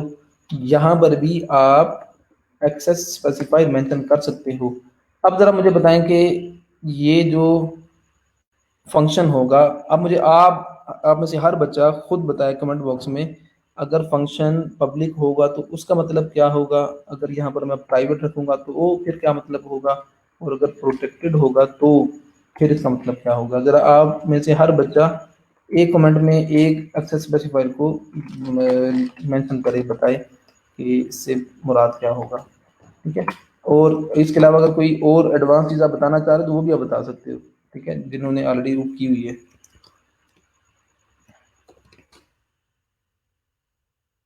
मैं ये पब्लिक रखता हूँ तो इसका मतलब क्या होगा, आप कमेंट बॉक्स में बताएं। यहाँ पर मैं सिंपली वैल्यूज जो है ना वो सेट करता हूँ, और ये एक फंक्शन बना लिया। इसी तरह कि हम कई फंक्शंस और बना सकते हैं। ठीक है, और फंक्शंस जो है वो आप हमेशा पब्लिक ही रखोगे। ठीक है, हमेशा जो फंक्शंस होंगे वो पब्लिक ही होंगे। हाँ, कुछ स्पेसिफिक टास्क के लिए, कुछ स्पेसिफिक कंडीशंस में जाके आप फंक्शन को भी प्राइवेट रख लोगे। ठीक है, लेकिन उसके अलावा ये जो फंक्शंस होते हैं एक्चुअली ये आप पब्लिक ही रख, 99% जो फंक्शन होगा वो पब्लिक ही आप रखोगे। क्योंकि अगर फंक्शन भी आपने प्राइवेट रख दिया तो उस क्लास में चाहे 10 लाइन्स ऑफ कोड हैं या 10,000 लाइन्स ऑफ कोड हैं, तो वो सारी की सारी जो कोड होगा वो यूजलेस होगा। वो कैसे होगा वो आपको मैं बाद में जाके बताऊंगा। हाँ जी, बाकी लोग भी बताते रहें जी,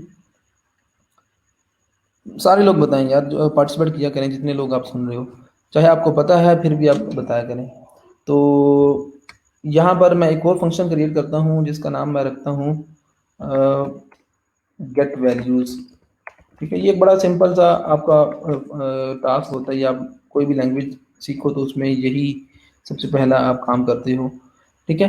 अब ये जो फंक्शन है, ये फंक्शन क्या करेगा, सेट स्टूडेंट वैल्यूज या स्टूडेंट स्टूडेंट वैल्यू, ठीक है, सेट स्टूडेंट वैल्यू और गेट स्टूडेंट वैल्यूज, ठीक है। तो गेट स्टूडेंट वैल्यूज, ठीक है।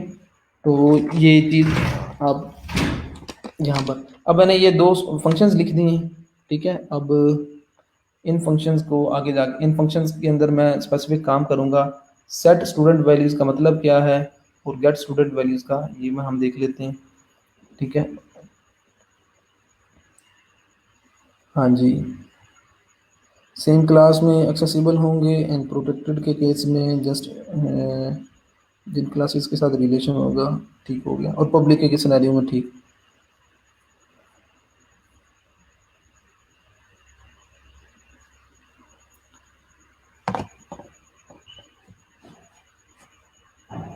ठीक है जी।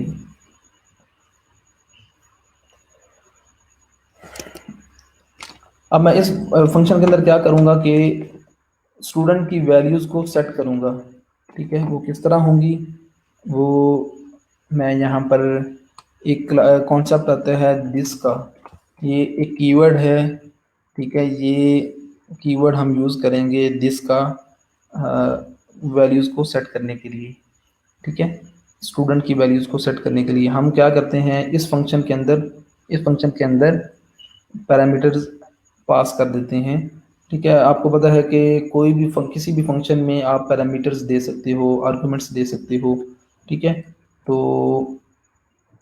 यहाँ पर मैं क्या करता हूँ, बल्कि अभी विदाउट पैरामीटर्स ही काम करते हैं, दिस का कीवर्ड यूज करते हैं और उसके बाद स्टूडेंट नेम, स्टूडेंट नेम हो रखते हैं अली, ठीक है। अब इसी को ही मैं डुप्लीकेट करता हूँ और यहाँ पर मैं बाकी जो वैल्यूज़ हैं वो भी मैं यहाँ पर मेंशन करता हूँ, ठीक है। बासित यानी आपने भी ठीक बताया, एक्सेसिबल इन रिलेटेड क्लासेस, बिल्कुल ठीक हो गया। इसके अलावा और भी बहुत सारी एक्सेस स्पेसिफायर्स हैं जिसमें आप लाइक स्टैटिक का एक कीवर्ड यूज करते हो, उसका मतलब क्या है, कॉन्स्ट, आप कॉन्स्टेंट बना सकते हो किसी भी डाटा मेंबर्स को, वो भी हम देख लेंगे बाद में। अच्छा जी, स्टूडेंट नेम, अब मैं आपको दिस का कीवर्ड जो है वो आपको बताऊंगा, लेकिन उससे पहले मैं ये सारा वैल्यूज जो है ना वो मैं लिख लूँ एक दफ़ा। Student name, student email, student phone number और स्टूडेंट जीपीए, ठीक है। यहाँ पर मैं स्टूडेंट की ईमेल जो है वो मैं लिख लूँ abcxyz.com और फ़ोन नंबर इसका रखते हैं फॉर एग्जांपल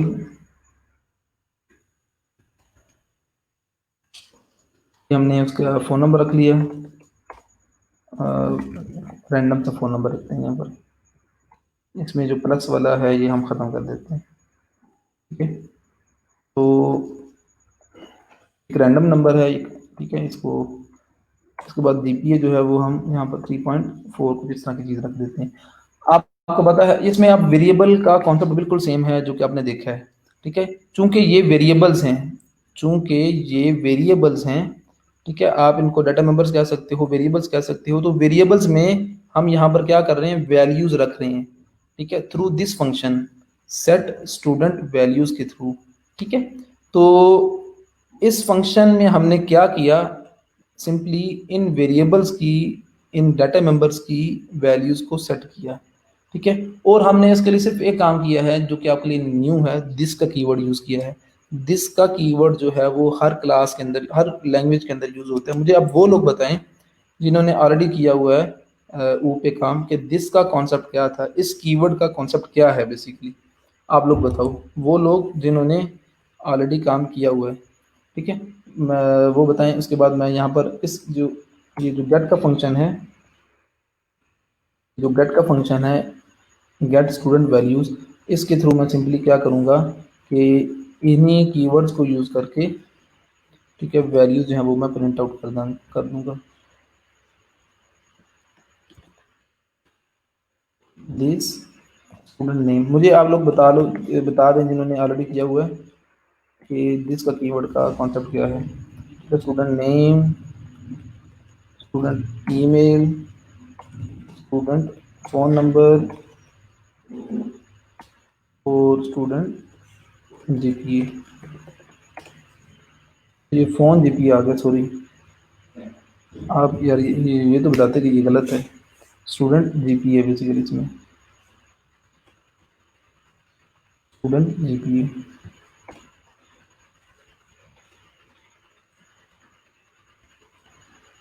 हाँ जी, ये मैं आपको अभी बताता हूँ कि जिसका कीवर्ड जो है वो कहाँ पर हमने यूज़ करना है और इसका एक्चुअली कॉन्सेप्ट क्या है। मैं आपको ये अभी बताता हूँ, डोंट वरी। यहाँ पर मैं बी आर का टैग यूज़ कर लेता हूँ ब्रेक के लिए।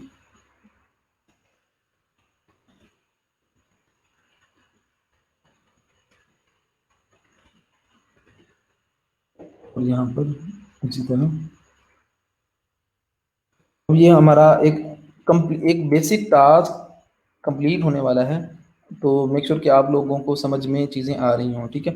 अब मैं आपको बताता हूँ कि दिस का जो कीवर्ड है एक्चुअली इसका यूज़ क्या है।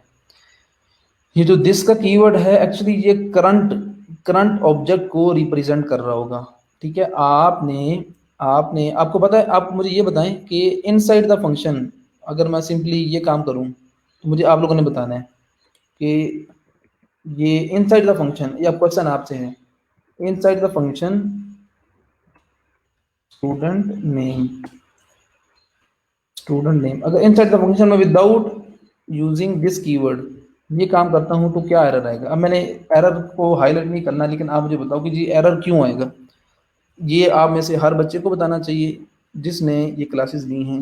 मुझे ये बताएं कि एक वेरिएबल मैंने डिफाइन किया है क्लास फंक्शन के बाहर, ठीक है। इसको आप कह लो कि क्लास के डाटा मेंबर्स हैं, ठीक है। डाटा मेंबर्स कह लो या वेरिएबल्स कह लो, ठीक है। इन वेरिएबल्स को इन फंक्शन के अंदर मैं यूज कर रहा हूँ directly without using this keyword. As it is मैं यही काम कर रहा हूँ लेकिन एरर दे रहा है। एरर क्यों दे रहा है और क्या वजह है, मुझे जरा ये बताएं। करंट मेथड और constructor mostly used to eliminate the confusion between parameters having same name। हाँ जी, बिल्कुल आपने जी अनाज ठीक बताया कि एक्चुअली ये सेपरेट करता है। जब समटाइम हम सेम नेम यूज़ कर रहे होते हैं, या आपको मैं बाद में बताऊंगा एक सिनेरियो में। तो ठीक है आपने, लेकिन इसमें आपने यूज़ किया कंस्ट्रक्टर। हाँ, कंस्ट्रक्टर कह लो या मेथड कह लो, कंस्ट्रक्टर बेसिकली एक फंक्शन ही होता है, एक स्पेसिफिक स्पेशल फंक्शन होता है। अच्छा जी, रूसा आपने कहा कि डिक्लेयर नहीं हुआ, लेकिन डिक्लेयर ना हुआ वो डिक्लेयर बाहर तो किया ना हमने। प्राइवेट का मतलब अच्छा ये नहीं है कि आप इनसाइड द फंक्शन यूज नहीं कर सकते। इनसाइड द फंक्शन आप ये सारे आपके जो वेरिएबल्स हैं, ये जो डाटा मेंबर्स हैं, ये एक्सेसिबल हैं। क्यों? क्योंकि ये जो फंक्शंस हैं ये भी तो उसी क्लास का ही पार्ट है ना। ये जो फंक्शंस हैं ये भी इसी क्लास का ही पार्ट है, स्टूडेंट की क्लास का। इसलिए ये सारे डाटा मेंबर्स जो कि प्राइवेट हैं, इनफैक्ट अगर प्राइवेट होंगे तब भी वो इनसाइड द फंक्शन यूज हो रहे होंगे, एक्सेसिबल होंगे। लेकिन यहाँ पर एरर आ रहा है, मुझे एरर बताएं जी। मुझे ये एरर अब में से हर बच्चे को बताना चाहिए, ठीक है। क्योंकि इसको मैंने बड़ा डिटेल में डिस्कस किया था कि आप ये एरर क्यों आता है और सम टाइम ये किस तरह आपने रिजॉल्व करना है। बताएं जी, मुझे आप लोग बताओगे। नहीं बताएंगे तो बहुत गलत बात होगी, ठीक है। तो दिस का कीवर्ड जो है बेसिकली उसको मैं एक्सप्लेन करने के लिए ये काम कर रहा हूँ। कुछ असाइन नहीं किया हुआ इसलिए, नहीं असाइन मैं यहाँ पर कर देता हूँ, स्टूडेंट नेम यहाँ पर मैं लिख देता हूँ फॉर एग्जांपल अली, ठीक है। आप फिर देखेंगे फिर भी एरर आ रहा है। यहाँ पर ईमेल अगर मैं मेंशन कर भी दूँ, अच्छा ये चीज़ भी ध्यान में रख लो भाई, ये चूंकि एक सिंपल वेरिएबल्स हैं तो आपको पता है कि आप वेरिएबल जहां पर डिक्लेयर करते हो वहां पर वैल्यूज भी मेंशन कर सकते हो, तो ये काम आप कर सकते हो, ठीक है। अब ये वेरिएबल है तो एक वेरिएबल का जो कॉन्सेप्ट हमने देखा है, वेरिएबल नेमिंग रूल्स, ठीक है, उनमें जो हमने वो हाईली कपल्ड और लो कपल्ड का कॉन्सेप्ट देखा, ऑटोमेटिकली जो वो डेटा टाइप इसकी चेंज हो जाती है, वो सारे कॉन्सेप्ट सेम हैं, ठीक है। तो यहाँ पर आप अगर रख भी लोगे तब भी ये एरर आएगा। क्यों आ रहा, मुझे बाकी लोग बताएं यार, बाकी लोग जो देख रहे हैं। जी अनाज आप बताओ, बासित क्या नहीं आप बताओ, ठीक है, जाहिर महमूद आप बताओ यार, उजैर, राजा मोहम्मद।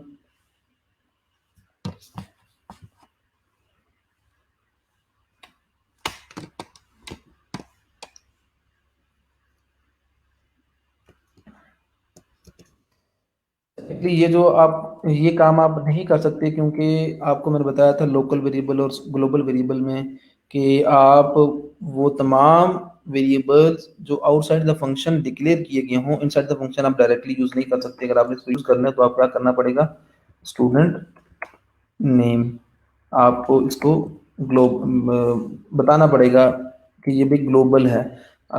ये हमने कॉन्सेप्ट देखा था लोकल वेरिएबल और ग्लोबल वेरिएबल के अंदर, कि जब आउटसाइड द फंक्शन आप वेरिएबल्स डिक्लेयर करोगे तो वो ग्लोबल कहलाएंगे, लेकिन इनसाइड द फंक्शन वो यूज नहीं हो सकते डायरेक्टली। आपको क्या करना पड़ेगा, ग्लोबल कीवर्ड के थ्रू आपको बताना पड़ेगा, और उसके बाद आप उसको यूज कर सकते हो। ठीक है, और इनसाइड द फंक्शन जो वेरिएबल्स होते हैं वो ऑब्वियसली वो लोकल वेरिएबल्स होते हैं, वो आउटसाइड द फंक्शन आप यूज नहीं कर सकते। तो इसलिए डायरेक्टली तो आप यूज नहीं कर सकते। ठीक है, इन डाटा मेंबर्स को या तो आप ग्लोबल के कीवर्ड के थ्रू यूज करो। ठीक है, दूसरा ये है कि ये दिस का जो कीवर्ड है इसके थ्रू ये एक्सेसिबल है। ठीक है, तो दिस का जो कीवर्ड है एक्चुअली, दिस का जो कीवर्ड है, ठीक है, ये करंट ऑब्जेक्ट को रिप्रेजेंट कर रहा होता है। ठीक है, अगर आपने inside the function, inside the function आपने डाटा मेंबर्स को यूज करना है किसी भी पर्पज के लिए, ठीक है, तो इनसाइड द फंक्शन आप डाटा मेंबर्स को यूज कर सकते हो थ्रू दिस कीवर्ड। अच्छा, दिस का कीवर्ड यूज करना है, आगे आपने एरो, ये एरो बनाना है। एरो के बाद एक चीज में रखिएगा कि यहाँ पर डॉलर साइन नहीं ऐड करना। डॉलर साइन ऐड करोगे तो मसला आएगा, गड़बड़ होगी। ठीक है, तो डॉलर साइन के बगैर ही आपने इसको यूज करना है। ये आप में से मैक्सिमम बच्चे ये काम करेंगे कि डाटा मेंबर्स को किसी भी क्लास के डाटा मेंबर्स को जब आपने इनसाइड द फंक्शन यूज करना है तो विदाउट आपने डॉलर साइन यूज करना है, जब आप दिस के कीवर्ड के थ्रू कर सकते। ठीक है, तो पहली चीज क्या है कि डाटा मेंबर्स को इनसाइड द फंक्शंस आप यूज कर सकते हो थ्रू थ्रू दिस कीवर्ड। ठीक है, ये जो दिस का कीवर्ड है। दूसरी चीज कि डॉलर साइन के बगैर, एरो के बगैर आपने यहाँ पर डॉलर साइन नहीं ऐड करना। ठीक है, तो डॉलर साइन आप ऐड करेंगे तो एक्चुअली ये एरर आएगा आपको। ठीक है, तो दिस का कीवर्ड इस पर्पज के लिए यूज होता है कि इनसाइड द फंक्शन आपने डाटा मेंबर्स को यूज करना है, एक्सेस करना है, तो आप इसके थ्रू कर सकते हो। ठीक है, अब मैं यहाँ इसको अंडू करता हूँ, और जो पहले काम किया हुआ था वो काम मैं यहाँ पर रहने देता हूँ। ठीक है, अब मैंने सिंपली क्या किया, यहाँ पर फंक्शन के अंदर डाटा मेंबर्स की वैल्यूज को सेट कर दिया, सेट के कीवर्ड के थ्रू। अगर आपने गेट करना होगा ऑब्वियसली, आप फिर आप उसको इको करवाना है फॉर एग्जांपल, तो इनसाइड द फंक्शन आपने यूज करना है डाटा मेंबर्स को, तो अगेन मैंने दिस का कीवर्ड यूज किया। अब ये जो दिस का कीवर्ड है एक्चुअली ये करंट ऑब्जेक्ट को रिप्रेजेंट कर रहा होता है। अब ये जो करंट ऑब्जेक्ट को रिप्रेजेंट करने वाली बात है ये मैं आपको बाद में बताऊंगा।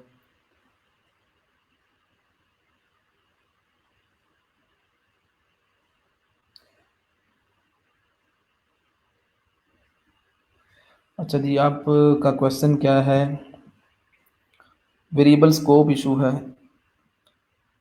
स्कोप इशू नहीं है जी नाज, ये एक्चुअली हाँ स्कोप इशू ही आप कह सकते हो कि वो इनसाइड द फंक्शन आप यूज़ नहीं कर सकते। अच्छा, कि एक क्लास के डाटा मेंबर एक्सेसिबल होंगे इसके फंक्शंस में, ठीक है, देन इसका मतलब तो यही हुआ कि वेरिएबल्स का स्कोप है उस फंक्शन में।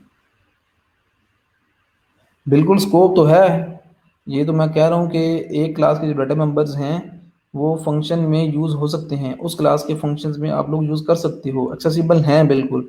लेकिन वो एक्सेसिबल किस तरह होंगे, डायरेक्टली तो नहीं होंगे ना। ये तो पीएचपी का एक कह लो कि एक बहुत बड़ा फ्लॉप कह लो या जो भी, कि हम बाउंड हैं, क्योंकि जो पीएचपी के ग्लोबल वेरिएबल्स हैं हम उनको डायरेक्टली यूज़ नहीं कर सकते, ये हमने पहले भी देखा है। ठीक है, तो हम डाटा मेंबर्स, एक क्लास के डाटा मेंबर्स को उसी क्लास के फंक्शंस के अंदर यूज कर सकते हैं, एक्सेस कर सकते हैं, लेकिन उसका कुछ क्राइटेरिया है, उसका तरीकाकार है। डायरेक्टली तो आप यूज नहीं कर सकते, क्योंकि हमने इसको पहले भी देखा है आउटसाइड द फंक्शन जो क्लासेस ऑब्जेक्ट जो वेरिएबल्स होंगे उनको डायरेक्टली आप यूज नहीं कर सकते। क्राइटेरिया क्या है? थ्रू दिस मेथड, ठीक है, कि आप दिस का कीवर्ड यूज करो और उसके बाद आप उसको एक्सेस कर सकते हो, ठीक है। डायरेक्टली एक्सेसिबल है लेकिन इस अप्रोच के थ्रू। अब अगर यही अप्रोच आप किसी दूसरी क्लास के फंक्शन में यूज करोगे ना, इन प्राइवेट डाटा मेंबर्स को एक्सेस करने के लिए, तो एक्सेसिबल नहीं होंगे। तो वो बात तो हमारी कंप्लीट है कि प्राइवेट डाटा मेंबर्स, ठीक है, इनसाइड द क्लास किसी भी फंक्शन में एक्सेसिबल हैं, लेकिन इस तरीकाकार के थ्रू। अब यही डाटा मेंबर्स अगर आप इसी मेथड के थ्रू दूसरी क्लास में एक्सेस करने की कोशिश करोगे तो नहीं होंगे, क्योंकि वो डाटा मेंबर जो है वो प्राइवेट हैं। अच्छा, हमारे यहाँ पर अगर और कोई क्वेश्चन है तो ज़रूर पूछें, ठीक है। वरना हम अब एक काम कंप्लीट कर लिया, अब दूसरा काम करेंगे, इस क्लास के हम ऑब्जेक्ट्स को क्रिएट करेंगे, ठीक है। ये क्लास, एक चीज़ ध्यान में रख लो, क्लास इज़ अ ब्लूप्रिंट, ठीक है। ये अगर आप एक क्लास में अगर यहाँ पर 28 लाइन्स ऑफ कोड हैं, अगर 2800 लाइन्स ऑफ कोड भी होती, 2800 या 28,000 लाइन्स ऑफ कोड भी, ठीक है, तो अगर आपने उस क्लास का ऑब्जेक्ट नहीं क्रिएट किया तो सारे का सारा कोड आपका वो होगा, यूजलेस होगा, ठीक है। क्लास इज अ ब्लूप्रिंट, ठीक है। क्लासेस विदाउट ऑब्जेक्ट्स जो है वो यूजलेस हैं, ठीक है। जिस तरह एक क्लास अगर हमने बनाई है टेक्निकल की, ये रोजगार में एक टेक्निकल की क्लास है, उसका कोई ऑब्जेक्ट ही ना हो, उसका मतलब कि कोई स्टूडेंट ही ना हो, कोई स्टूडेंट उसमें आए ही ना, तो फिर उस क्लास का क्या जी एग्जिस्टेंस होगी? बिल्कुल भी नहीं। वो क्लास की यूजलेस होगी, उस पर जो इन्वेस्ट हो रहा है वो सारी इन्वेस्टमेंट आपकी ज़ाया होगी। तो इसी तरह एक क्लास अगर आपने बना दी है, उस क्लास के जब तक ऑब्जेक्ट्स नहीं बनाओगे तो वो क्लास आपकी यूजलेस रहेगी। वो आपका कोड जो होगा वो बोझ होगा आपके फाइल के ऊपर, ठीक है। तो यहाँ पर अब आप क्या करोगे? ऑब्जेक्ट्स क्रिएशन हम देखेंगे। ऑब्जेक्ट्स क्रिएशन के क्लासेस के ऑब्जेक्ट्स हम किस तरह क्रिएट करते हैं, ठीक है, ऊप के अंदर, ठीक है। अब इसको अगर आप उस एग्जांपल के साथ रिलेट करोगे ना तो आपको ये सारी चीज़ें समझ में आती रहेंगी, ठीक है, जो आपको मैंने टेक्निकल नॉन टेक्निकल की एग्जांपल दी है। किसी भी क्लास का ऑब्जेक्ट क्रिएट करने के लिए आप यहाँ पर कोई भी वेरिएबल नेम मेंशन करोगे, कुछ भी, और उसके बाद जी आप न्यू का कीवर्ड यूज करोगे, और ये न्यू का कीवर्ड आप कि हर लैंग्वेज के अंदर, सी प्लस प्लस में भी न्यू के कीवर्ड के थ्रू ऑब्जेक्ट क्रिएट होता है, जावा के अंदर भी, यहाँ पाइथन में भी, जावास्क्रिप्ट में भी, आप इवन के लिक्विड कोई भी ऊप की लैंग्वेज है, ऑब्जेक्ट जो क्रिएट होता है वो मैक्सिमम लैंग्वेजेस के अंदर न्यू के कीवर्ड के थ्रू होता है, ठीक है। और किस तरह का?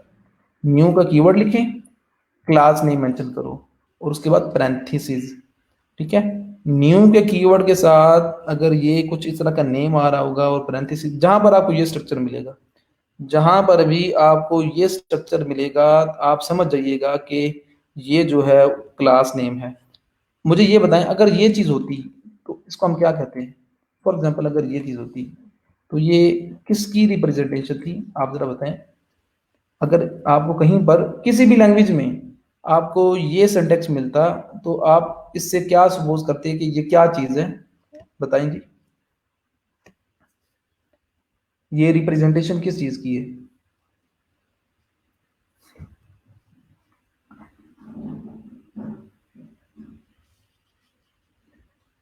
आप कमेंट बॉक्स में बताएं।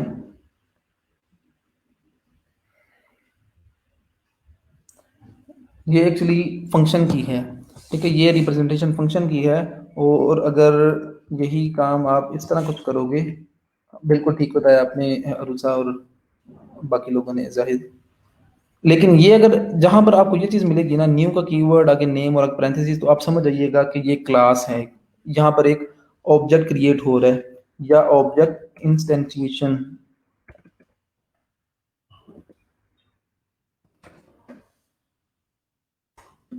स्पेलिंग जो भी है इसको आप इग्नोर कीजिएगा।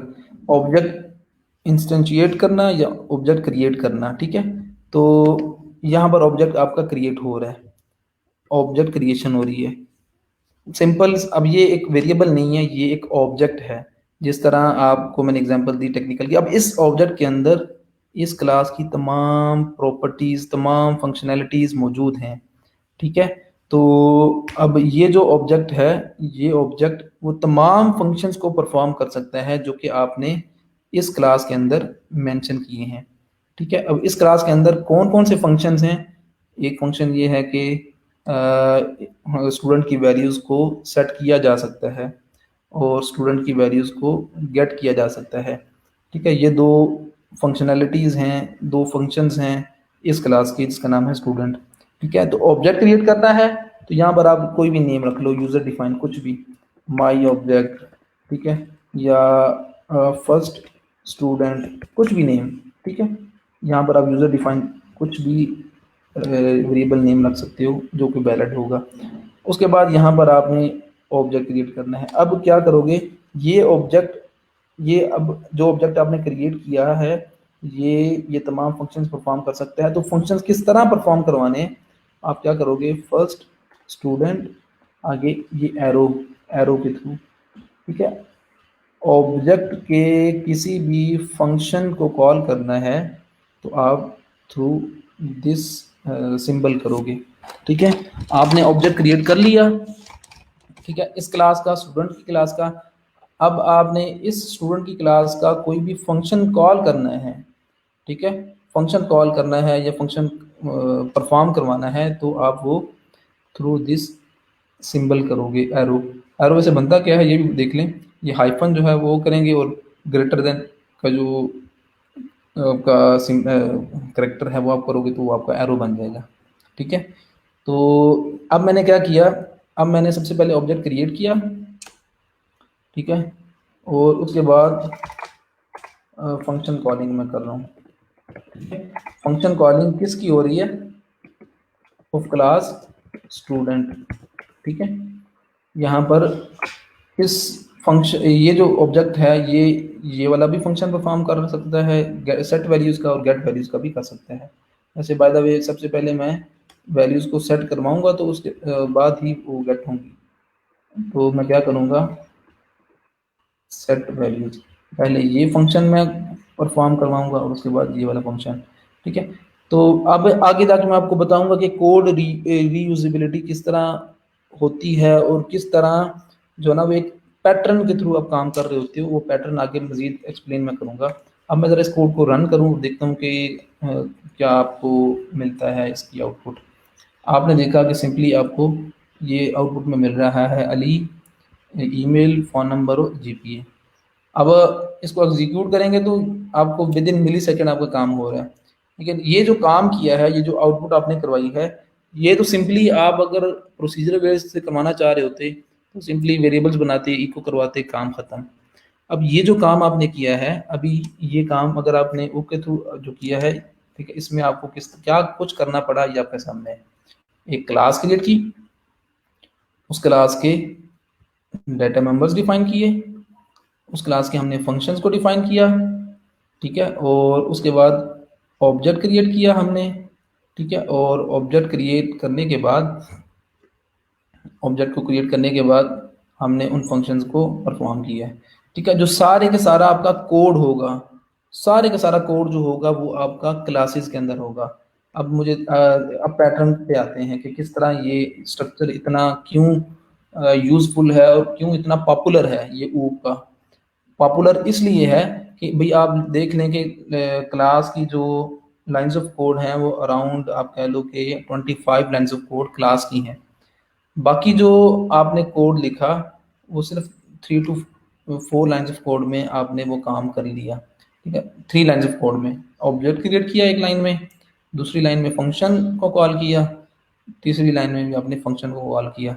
ठीक है, तो एक्चुअली ये जो काम आप करोगे ये एक पैटर्न है। सारा जो कोड है, सारी जो फंक्शनैलिटी है वो आपने क्लास के अंदर रख दी है। आउटसाइड द क्लास आप सिर्फ क्या करो, ऑब्जेक्ट बनाओ, फंक्शन कॉल करो। ठीक है, तो क्या है कि with in few lines of code में आपका काम हो जाएगा। ठीक है, अब ये आपका काम आसान हुआ। ठीक है, अब एक क्लास में चाहे 27 लाइंस ऑफ कोड हैं या 2700 लाइंस ऑफ कोड हैं, ठीक है, तो जितना भी कोड होगा वो एक साइड पे पड़ा होगा। जिस तरह घर के अंदर सामान जो बड़ा होता है, सो जिसको आप यूज नहीं कर रहे होते वो आप स्टोर रूम में रख देते हो। स्टोर रूम में आप सारा सामान आप फेंक देते हो या रख देते हो, स्टोर कर देते हो। ठीक है, जो चीज़ यूज़ करनी होती है आप उसको निकालते हो और सिंपली आप यूज़ कर लेते हो।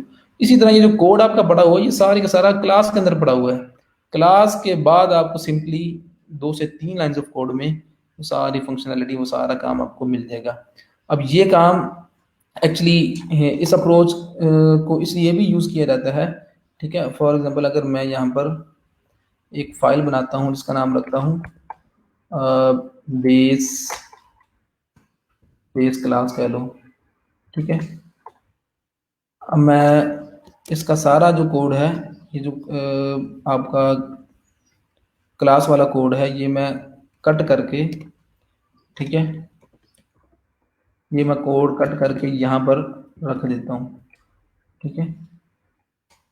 अब मैंने क्या किया, एक अलग से फाइल बनाई बेस क्लास के नाम से, उसमें वो सारी क्लास का कोड रख दिया। अब दूसरी एक फाइल बनाई मेन जो हमारी फाइल है वो .php की, ठीक है। इसमें क्या किया, सिंपली ये कॉल किया, लेकिन ये काम डायरेक्टली नहीं होगा, क्योंकि अब हम जो ऑब्जेक्ट क्रिएट कर रहे हैं स्टूडेंट का, ठीक है, वो जो क्लास है बेसिकली, जिस क्लास का हम ऑब्जेक्ट क्रिएट कर रहे हैं, वो क्लास अलग से फाइल में पड़ी हुई जिसका नाम है बेस क्लास .php। अब क्लास यहाँ पर पड़ी हुई है, ठीक है। इस क्लास की फंक्शनैलिटीज को, इस क्लास की सॉरी ये क्लास आपकी ये है, ठीक है, क्लास यहाँ पर पड़ी हुई है। इस क्लास की फंक्शनैलिटीज को आप यूज कर रहे हो दूसरी क्लास के अंदर जिसका नाम है वो, ठीक है। लेकिन ये डायरेक्टली काम नहीं होगा, इसके लिए आपको एक कीवर्ड है इंक्लूड का, ठीक है। आपको इंक्लूड करवाना पड़ेगा उस फाइल को, इसका नाम है बेस क्लास .php, ठीक है। सिंपली आप इसको इंक्लूड करवा दो, ठीक है, इस फाइल के अंदर। तो अब इंक्लूड करवाने से क्या होगा कि इस फाइल में जो कुछ होगा अब वो एक्सेसिबल है यहाँ पर, ठीक है। अब ये चीजें रख लो कि इंक्लूड का जो कीवर्ड है ये एक्सटर्नल फाइल्स को इंक्लूड करने के लिए आप यूज कर सकते हो। यहाँ पर रिक्वायर का भी वैसे यूज कर सकते हो, ठीक है, रिक्वायर या रिक्वायर वंस, ठीक है, ये भी यूज कर सकते हो, और इंक्लूड का कीवर्ड भी यूज कर सकते हो। मकसद क्या है, एक्सटर्नल फाइल्स को इंक्लूड करवाना, ठीक है। तो अब आप मुझे ये बताएं कि आपने सिंपली क्लास अलग से फाइल में बनाई, दूसरी फाइल में आकर सिंपली आपने ऑब्जेक्ट क्रिएट किया, क्लास को इंक्लूड करवाया, ऑब्जेक्ट क्रिएट किया, फंक्शन कॉल की, तो with in 5 to 6 lines of code में, अगर ये मैं जो हिंट्स हैं ये भी खत्म कर दूं तो ये 5 लाइन्स ऑफ कोड बनेगी। तो 5 लाइन्स ऑफ कोड में आपका काम कंप्लीट हो जाएगा। अब देखने का अभी आपको रिजल्ट मिल रहा है, ठीक है। तो एक्चुअली जो काम होता है वो इसी तरह होता है कि क्लासेस जो होती हैं वो अलग से आप फाइल में बना के रख लेते हो, ठीक है। ये तो बड़ी सिंपल सी क्लास है ना। तो एक्चुअली जब आप क्लासेस के अंदर आप पूरी की पूरी एपीआई जो है ना वो राइट कर देते हो, ठीक है, पूरी पूरी एपीआई आप बना देते हो। एक क्लास होती है वो बहुत सारी टास्क परफॉर्म कर रही होती है, ठीक है। तो आप देखें कि क्लासेस जो है वो आप अलग से बना के रख लोगे, जहां पर आपको उस क्लास की फंक्शनैलिटी आपने यूज करनी है, जहां पर भी सिंपली उस फाइल को इंक्लूड करवाओ, उसके सारी फंक्शनैलिटी आपके पास अवेलेबल होगी, सारी फंक्शनैलिटी आपके पास अवेलेबल होगी, ठीक है। तो ये कॉन्सेप्ट है एक्चुअली ऊप का। तो इसमें आपने काम क्या किया, आपने ऑब्जेक्ट बनाया और फंक्शंस कॉल किए। इसमें कोई क्वेश्चन है तो जरूर पूछें। हाँ जी बिल्कुल, किसी भी क्लास के फंक्शन को कॉल करने के लिए आप ऑब्जेक्ट ज़रूर क्रिएट करोगे, ठीक है। जनरली आपने अगर किसी भी, ये जनरल कॉन्सेप्ट है, ठीक है। अब पीएचपी के अंदर आप ऑब्जेक्ट का कोई फंक्शन कॉल करना चाह रहे हो तो आप ये जो एरो का की ये सिंबल है ये यूज़ करोगे। जावा के अंदर भला क्या होता है, जावा के अंदर डॉट के थ्रू आप एक्सेस कर रहे होते हो। सी प्लस प्लस में भी अगर किसी ऑब्जेक्ट के फंक्शन को कॉल करना है तो सिंपली आप डॉट के थ्रू करते हो। लैंग्वेजेस में कॉन्सेप्ट बिल्कुल सेम है, हर लैंग्वेज में। सी प्लस प्लस में भी आप देखोगे कि क्लासेस बनाई जाती हैं, उनमें भी उसमें भी आप एक्सेस स्पेसिफायर को देखेंगे, उसमें ओप के सारे कॉन्सेप्ट्स मौजूद हैं। जहाँ पर जो फर्क आएगा वो सिंपली क्या आएगा, इस तरह की सिंटेक्स में आएगा कि डॉट के थ्रू आप फंक्शन कॉल कर रहे होंगे और बाकी चीज़ें इसी तरह। तो बड़ा माइनर से चेंजेस हैं। अब यहाँ तक क्वेश्चन है तो पूछें, वरना अगली चीज़ मैं आपको बताता हूँ कंस्ट्रक्टर के बारे में, ठीक है। अब हमारी ये अब सिंप्लीफाई कर लिया हमने अपने कोड को। इससे पहले जो हमारा कोड था उसमें क्या था कि एक ही फाइल में सारा कुछ था, तो उसमें ही वो सारा काम हो रहा था। तो वो कोड बड़ा कॉम्प्लेक्स, रीडेबिलिटी उसकी कम हो रही थी। अब रीडेबिलिटी बड़ी बढ़ चुकी है। ठीक है, 3-4 लाइंस ऑफ कोड में आप काम कर रहे हो, बाकी जो कोड है वो यहाँ पर पड़ा हुआ है। अच्छा, एरो क्रिएट किस तरह होगा? एरो क्रिएट होगा हारून, ये आप करोगे हाइफन और उसके बाद ग्रेटर देन का साइन है, जो आपका करेक्टर है वो आप यूज करोगे, हाइफन और ग्रेटर देन, इसके थ्रू आप क्रिएट कर सकते हो एरो का की जो सिंबल है। ठीक है, अभी तक हमने क्या किया? सिंपल क्लास बनाई, उस क्लास को हमने डिफाइन किया। डिफाइन कैसे किया? उसके डाटा मेंबर्स और मेंबर फंक्शंस हमने बनाए। ठीक है, उसके बाद दूसरी क्लास में हमने सिंपली उस क्लास का ऑब्जेक्ट बनाया और उसके फंक्शंस को कॉल किया। ये अप्रोच है, ये एक स्ट्रक्चर है। ठीक है, ये एक पैटर्न है, ये एक मेथड है, ये एक तरीकाकार है। ठीक है, अब आपका काम करने का तरीकाकार डिफरेंट हो चुका। अब अपनी क्लासेस और ऑब्जेक्ट्स के थ्रू काम करना है। कोई भी फीचर होगा, कोई भी फंक्शनलिटी होगी, आप वो in the form of function आप किसी न किसी क्लास में बनाओगे, और उसके बाद आप उस क्लास के ऑब्जेक्ट को क्रिएट करोगे और ऑब्जेक्ट के थ्रू आप फंक्शंस को कॉल करोगे। एक फाइल में क्रिएट करें और देन उसको किसी और फाइल में इंक्लूड कर सकते हैं किसी एक क्लास को। बिल्कुल कर सकते हैं जी। आप एक फाइल में मल्टीपल क्लासेस क्रिएट करें, जितनी मर्जी आप क्लासेस क्रिएट करना चाह रहे हैं। फॉर एग्जाम्पल जिस तरह ये स्टूडेंट है, इसके नीचे आप क्लास क्रिएट कर लो टीचर की। ठीक है, और टीचर की क्लास को आप डिफाइन कर लो। तो डिफाइन करने के बाद आप इसी बेस क्लास को जहां मर्जी इंक्लूड करवाओ, तो ये दोनों क्लासेस आपके पास अवेलेबल होंगी। 2 या 10 क्लासेस है तो 10 की 10 आपके पास अवेलेबल होंगी। लेकिन ऐसे वैसे होता नहीं है। कर सकते हो, लेकिन ऐसा होता नहीं है। एक फाइल जो है उसमें एक ही क्लास होती है, उस क्लास में सारे वो फंक्शंस आप लिख देते हो जिसमें आप काम कर रहे होते हो, लेकिन आप कर सकते हो ये काम।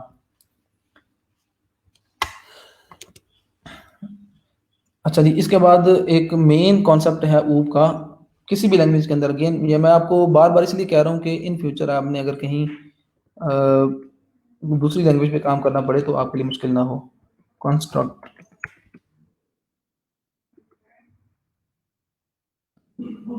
हाँ, 1 मिनट है।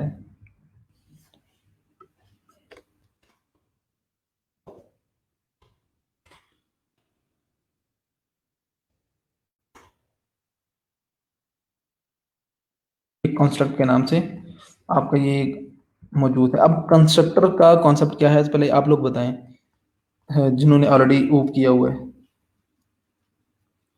कि कंस्ट्रक्टर का कॉन्सेप्ट क्या है। कंस्ट्रक्टर, अब देखिए जो इसको कंस्ट्रक्टर कहा गया है ना, इसका जो नेम है यही आपको बता रहा है कि कंस्ट्रक्टर। कंस्ट्रक्टर, ये इसका पर्पस क्या होगा, इसका म, काम क्या होगा, इसका जो काम है वो उसका नाम ही बता रहा है। अच्छा जी, कंस्ट्रक्टर बताएं जी, बाकी लोग जिन्होंने ऑलरेडी काम किया हुआ है, कंस्ट्रक्टर क्या चीज़ होती है।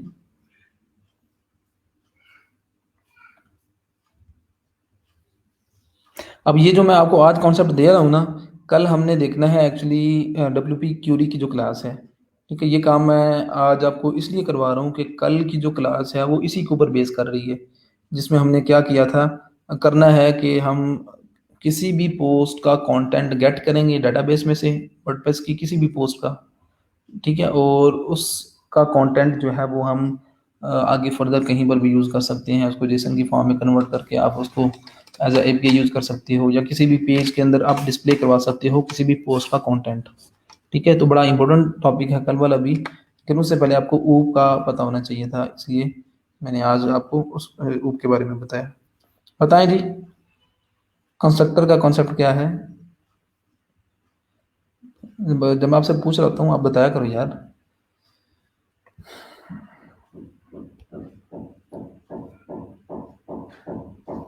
चलें, मैं यहाँ पर आपको बता देता हूँ।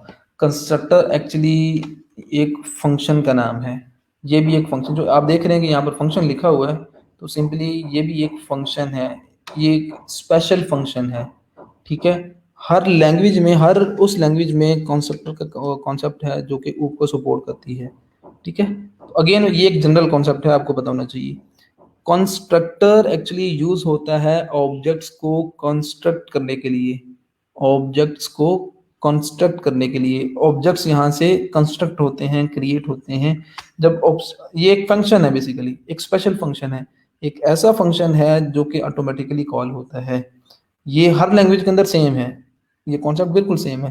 ठीक है, हाँ सिंटैक्स में आप यहाँ पर कहीं किसी और तरीके से करोगे क्रिएट, और जावा सी प्लस उसमें किसी और तरीके से, लेकिन मकसद क्या है, ऑब्जेक्ट्स को ये फंक्शन ऑटोमेटिकली कॉल होता है और ऑब्जेक्ट्स को क्रिएट करने के लिए, या दूसरे लफ्ज़ों में आप यूँ कह लो आसानी के लिए कि ये फंक्शन तब कॉल होता है जब ऑब्जेक्ट्स क्रिएट होते हैं, ऑब्जेक्ट्स जब कॉन्स्ट्रक्ट होते हैं, तब ये फंक्शन कॉल होता है ऑटोमेटिकली। वरना तो हमने नीचे यहाँ पर फंक्शंस को खुद कॉल किया मैन्युअली, लेकिन ये जो कंस्ट्रक्टर होता है ये भी एक फंक्शन है। मैंने आपसे जो पहली बात की थी वो बिल्कुल अभी भी उसी पे कायम हूँ कि एक क्लास के अंदर दो तरह की ही चीज़ें हो सकती हैं, डाटा मेंबर्स या मेंबर फंक्शंस या मेथड्स आप कह लो। तो ये भी एक मेथड है, ये फंक्शन है, ये मेंबर फंक्शन है, ठीक है, लेकिन एक स्पेशल फंक्शन है जो कि ऑटोमेटिकली कॉल होता है। इसका बिहेवियर भी बाकी फंक्शंस की तरह है, लेकिन कॉलिंग इसकी ऑटोमेटिकली होती है एक ख़ास टाइम पे होती है, कब, जब ऑब्जेक्ट कॉन्स्ट्रक्ट हो रहा होता है, ऑब्जेक्ट जब क्रिएट हो रहा होता है। तो ऑब्जेक्ट क्रिएट कहाँ पर होता है, हमने कहाँ पर किया है, ये लाइन नंबर 3 पे न्यू के कीवर्ड के थ्रू, जहां पर न्यू का कीवर्ड आ रहा होगा वहां पर ऑब्जेक्ट क्रिएट हो रहा होगा। तो एक्चुअली जब लाइन नंबर 3 कॉल होगी ये वाली, तो ये स्टूडेंट क्लास का जो कंस्ट्रक्टर होगा वो ऑटोमेटिकली कॉल होगा। यहाँ पर अगर मैं इसको ख़त्म कर दूं ना, और उसके बाद यहाँ पर मैं इको करवाऊं,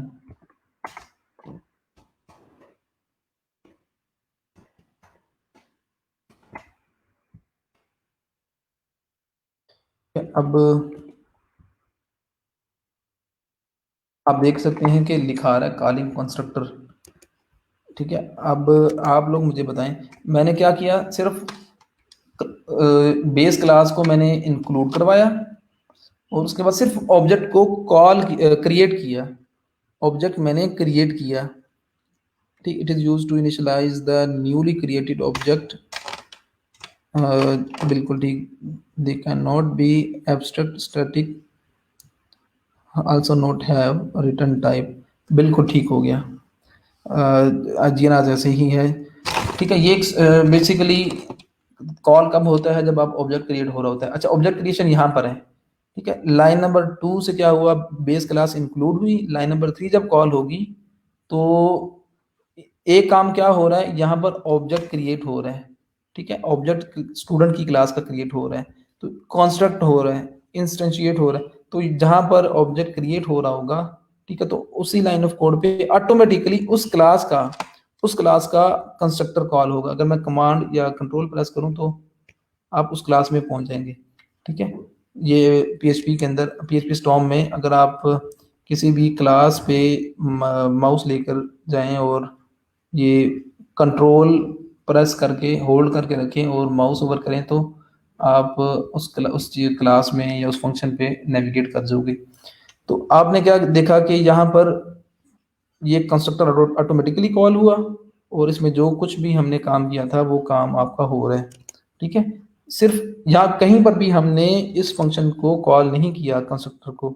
ठीक है, तो इसमें क्या हो रहा है, ये कब कॉल होता है, जब ऑब्जेक्ट क्रिएट हो रहा होता है। ठीक है, तो यहाँ पर अगर मैं दो ऑब्जेक्ट क्रिएट करता हूँ, स्टूडेंट 2, स्टूडेंट 3, अब मैंने 3 लाइन ऑफ कोड में 3 ऑब्जेक्ट बनाए। ठीक है, तो हर ऑब्जेक्ट के लिए अलग से वो कंस्ट्रक्टर कॉल होगा, तो 3 दफ़ा कंस्ट्रक्टर कॉल होगा। तो आप जब इसको करेंगे तो ये 3 दफ़ा कॉलिंग कंस्ट्रक्टर आ रहा है। ठीक है, इट मीन्स के जब भी जितने भी ऑब्जेक्ट्स आप क्रिएट करोगे, तो उसी लाइन ऑफ कोड पे आपका ऑब्जेक्ट जहां पर क्रिएट हो रहा होगा वहां पर आपका कंस्ट्रक्टर कॉल होगा। ठीक है, तो फंक्शन है बेसिकली, ये एक ऑटोमेटिकली कॉल होता है। तो यहाँ पर कंस्ट्रक्टर में वैसे इसका पर्पस क्या है, क्यों इसको यूज किया गया है, चूंकि यहाँ पर ये जो हमने काम किया ना, यहाँ पर सेट वैल्यूज वाला ये काम एक्चुअली कंस्ट्रक्टर के अंदर किया जाता है। ठीक है, कंस्ट्रक्टर के अंदर, तो इस फंक्शन की ज़रूरत ही नहीं पड़ेगी हमें। ये जो सेट वैल्यूज वाला है। तो नॉर्मली जो आप कंस्ट्रक्टर यूज करते हो वो ऑब्जेक्ट्स किसी भी ऑब्जेक्ट की डाटा मेंबर्स को इनिशियलाइज करने के लिए करते हो। ठीक है, ये आप जेन में रख लो कि अपने कंस्ट्रक्टर का जो मेन पर्पस है, जो कॉमनली इसको यूज किया जाता है, वो किसी भी क्लास के डाटा मेंबर्स को इनिशियलाइज करने के लिए किया जाता है। क्यों? क्योंकि अलग से अब ये काम जो है, हमने जो इससे पहले काम किया ये यहाँ पर ये, ठीक है, कि अलग से एक फंक्शन बनाया और उस फंक्शन को हमने कॉल किया था अलग से यहाँ पर। ठीक है, तो फंक्शन कॉल करने की बजाय आप भाई सिंपली यहाँ पर क्या करो कि वो जो काम आप सेट अलग से फंक्शन में बना कर रहे थे, वो काम आप यहाँ पर कंस्ट्रक्टर के अंदर करें, तो ऑटोमेटिकली आपका वो जो ऑब्जेक्ट होगा, वो जो at the time of creation वो इनिशियलाइज भी हो जाएगा। आपको अलग से, अगर जिस तरह से पहले हमने फर्स्ट ऑब्जेक्ट था, तो फर्स्ट ऑब्जेक्ट के लिए हमने फर्स्ट स्टूडेंट में फंक्शन कॉल किया था सेट वैल्यूज वाला, जो कि अभी हमने ख़त्म कर दिया है। तो अलग से फंक्शन के थ्रू आपको अलग से फंक्शन कॉल करके आपको ऑब्जेक्ट इनिशियलाइज नहीं करवाना पड़ेगा, बल्कि सिंपली क्या है कि अब हमने 3 ऑब्जेक्ट्स बनाए, तो तीनों के लिए कंस्ट्रक्टर कॉल होगा। तो कंस्ट्रक्टर कॉल जब होगा तो तीनों ऑब्जेक्ट्स की जो डाटा मेंबर्स हैं वो इनिशियलाइज हो जाएंगे। ठीक है, तो इनिशियलाइजेशन के लिए बेसिकली इसको आप यूज़ कर सकते हो, और वैसे भी किसी भी पर्पज़ के लिए आप यूज़ कर सकते हो, क्योंकि ये एक फंक्शन है। इसमें कोई क्वेश्चन है तो पूछ लें, वरना लेक्चर जो है ना यहीं तक रखते हैं, उसके बाद हम इसको मज़ीद देखेंगे।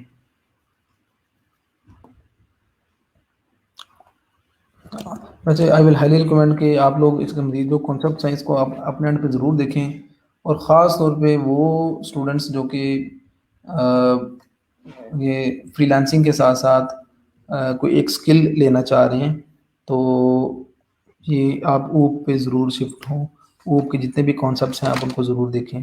ठीक है, इनमें सारे, खैर ये तो सब्जेक्ट आप 6 माह के अंदर पढ़ते हो यूनिवर्सिटीज़ के अंदर, तो यहाँ पर ऑब्वियसली वो सारी चीज़ें तो कवर नहीं कर सकते हम, क्योंकि टाइम हमारे पास कम है।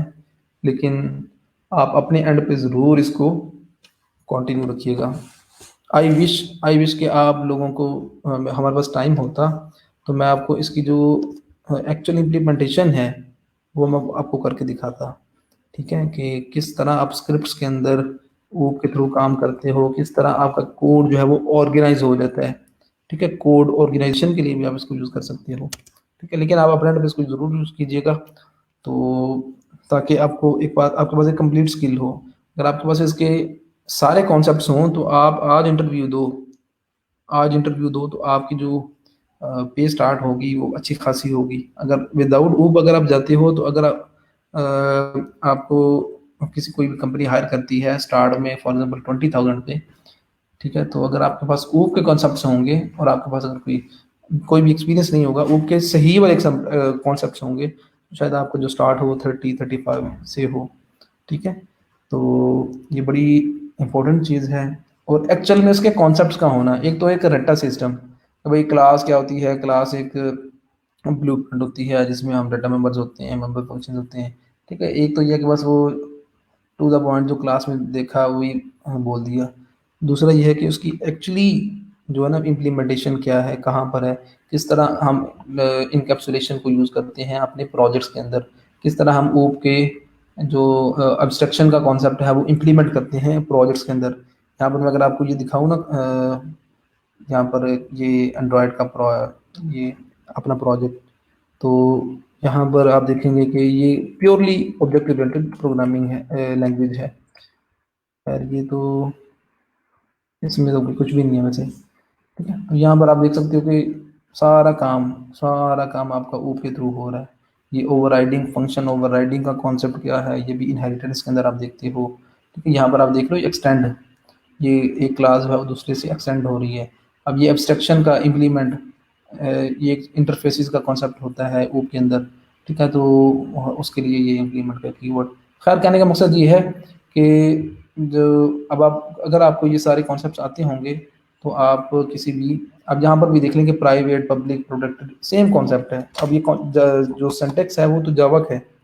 ठीक है, लेकिन यहाँ पर आप देख सकते हो कि बहुत सारी चीज़ें मिलती जुलती हैं। अब ये एक क्लास है, अब ये क्लास का कीवर्ड भी देख लें, उसको भी अब पब्लिक रखा हुआ है। क्लास को भी पब्लिक प्रोटेक्टेड या आप प्राइवेट रख सकते हो, ठीक है। अगर मैं आपको सिर्फ एक हिंट दूं या टच दूं इस जावा का, तो आपको आपके लिए बहुत सारी चीज़ें जो है ना वो फेमिलियर, आप उनसे फेमिलियर होंगे, ठीक है। मुझे ये ज़रा ये बताएं कि ये क्या चीज़ है, आप लोग कमेंट बॉक्स के अंदर बताते जाएं, तो आपको आइडिया होगा कि आप लोग किस तरह किसी भी दूसरी लैंग्वेज पे कितनी जल्दी शिफ्ट हो सकते हो। ये जो हाईलाइट किया हुआ है मैंने, ये क्या चीज़ है मुझे बताएं। अच्छा, बेस्ट वे क्या है लर्निंग का, लाइक कोई भी वेबसाइट, यार इसकी जो वेबसाइट है वो तो W3 स्कूल से आप कर सकते हो हारून। और जो मेन कोई भी लैंग्वेज का कोई भी आपने स्किल सीखनी हो ना, तो उसकी जो ऑफिशियल डॉक्यूमेंटेशन है आप उसको फॉलो करो। बेस्ट वे है ये है, बेस्ट प्रैक्टिस। अगर आपने फॉर एग्जांपल शॉपिफाई में लिक्विड को देखना है, तो शॉपिफाई की अपनी जो ऑफिशियल डॉक्यूमेंटेशन है उसको देखो। HTML को सीखना है तो HTML की अपनी जो डॉक्यूमेंटेशन है उसको देखें, jQuery जावास्क्रिप्ट। इसी तरह PHP को सीखना है तो सबसे पहले जो ऑप्शन है, जो सबसे पहले आपको जो रिकमेंडेशन है वो उसकी अपनी जो डॉक्यूमेंटेशन है वो देखें, ठीक है। उसके बाद बहुत सारी और आपके पास कोर्सेरा पे आप देख सकते हो, आप W3 स्कूल को फॉलो कर सकते हो, ठीक है। और उसके अलावा यूट्यूब के ऊपर भी बहुत सारे वीडियो लेक्चर्स मौजूद होंगे, ठीक है। या यूडेमी से आप कोर्स भी बाय कर सकते हो। लेकिन अगेन रिकमेंडेड क्या है, बेस्ट ऑप्शन क्या है, ऑफिशियल डॉक्यूमेंटेशन, क्योंकि उसमें आपको हर चीज़ अप टू डेट मिलेगी। अच्छा जी, ये बिल्कुल क्लास नेम है। अब ये एक्सटेंड का कीवर्ड आपको मैंने बताया कि अब ये यहाँ पर क्या हो रहा है, ये वाली चीज़ ये बताएं ज़रा। अच्छा, ये वैसे बाय द वे ये क्या चीज़ होगी, जो एक्सटेंड करने के बाद ये मैंने कोड हाईलाइट किया हुआ है। अच्छा, कस्टम पोस्ट टाइप वाली स्लाइड तो मेरे ख्याल में थी ही नहीं शायद, कस्टम पोस्ट टाइप की।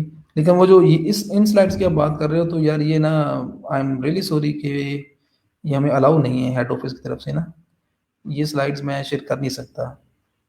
अगर आप इन स्लाइड्स की बात कर रहे हो जिनको मैंने शायद एक दो दफ़ा ओपन किया था वो कस्टम पोस्ट टाइप की क्लास के अंदर, ठीक है। तो ये अलाउ मुझे नहीं है, अगर अलाउ होता तो मैं ज़रूर आपसे शेयर करता, वरना ये मैं अब, लेकिन अब कर नहीं सकता मैं ये, ठीक है। अच्छा जी, मैं आपसे पूछना चाह रहा हूँ, ठीक है, ये क्लास क्या है, हाँ जी बिल्कुल, यहाँ पर ये चाइल्ड क्लास है, ठीक है। इनहेरिटेंस है या रिलेशन के लिए, बिल्कुल। अब ये एक क्लास है बेसिकली, ठीक है। अब ये चाइल्ड क्लास नहीं है बेसिकली अरूसा, ये चाइल्ड क्लास नहीं, चाइल्ड ये है क्लास, ठीक है। ये क्लास इनहेरिट कर रही है फंक्शनैलिटी इस पेरेंट क्लास से।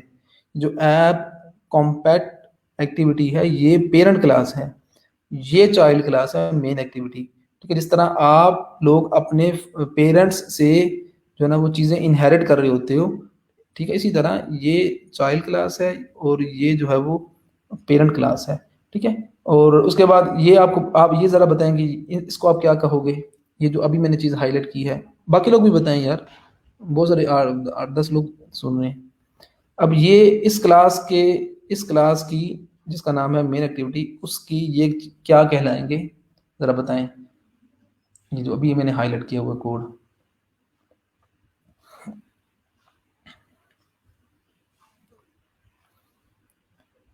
पेरेंट एंड चाइल्ड क्लास, ठीक है। तो उसके बाद ये बताएं जी कि ये क्या चीज़ है। हाँ बिल्कुल, ये डाटा मेंबर्स हैं, ये आपके मेंबर फंक्शंस हैं, ठीक है। सॉरी, डाटा मेंबर्स हैं, या आप वेरिएबल्स कह लो या प्रॉपर्टीज़ कह लो, ठीक है। और उसके बाद ये आप देख सकते हैं कि ये आपका एक फंक्शन है, ठीक है, प्रोटेक्टेड फंक्शन है, ठीक है। प्रोटेक्टेड फंक्शन, अब इसका मतलब क्या होगा वैसे बाय द वे, ये जो प्रोटेक्टेड फंक्शन है ये जिसका नाम है ऑन क्रिएट, और जिसमें ये एक पैरामीटर है। अब पैरामीटर, आपने ये सारा कुछ भी देखा हुआ है, ठीक है, कॉन्सेप्ट्स देखे हुए हैं सारे। तो इसमें ये फंक्शन प्रोटेक्टेड है, जिसका मतलब क्या है कि इसमें इसका जो रिलेशन है, एक्चुअली ये ओवरराइड का भी एक कॉन्सेप्ट है, जिसमें क्या होता है कि पेरेंट क्लास के अंदर और चाइल्ड क्लास में जिनका आपस में रिलेशन होता है, सेम नेम से आप फंक्शन बना सकते हो। खैर, ये और बहुत सारी चीज़ें बताने वाली, लेकिन आप देख सकते हो कि ये अब क्लास की ये क्लास यहाँ पर एंड हो रही है, ठीक है। और उस क्लास के अंदर दो ही चीज़ें आपको नज़र आ रही हैं, दो ही चीज़ें, ये फंक्शन है, ये फंक्शन है, ये आप फंक्शन देख लो, ठीक है, ये फंक्शन, और उसके अलावा जो चीज़ बच जाएगी वो डाटा मेंबर्स होंगे। डाटा मेंबर्स और मेंबर फंक्शंस, ये दो ही चीज़ें हैं पूरी क्लास के अंदर, और उसके ऊपर जो है ना ये कुछ लाइब्रेरीज इंपोर्ट करवाई हुई हैं। तो कहने का मकसद ये है कि भाई इस तरह काम होता है किसी भी फ्रेमवर्क के ऊपर। आप पीएचपी के फ्रेमवर्क पे काम करना चाह रहे हो तो इसी तरह काम होगा आपका, ठीक है। आप यहाँ जो ऐप कॉम्पैक्ट इसमें देखोगे तो ये आप क्लास देखो, अराउंड 600 लाइन्स ऑफ कोड है इसमें। तो पूरी एक क्लास है ये एक क्लास है, ठीक है, क्लास जो कि डिफाइन कर दी गई एंड्रॉयड की एक बिल्ट इन क्लास है।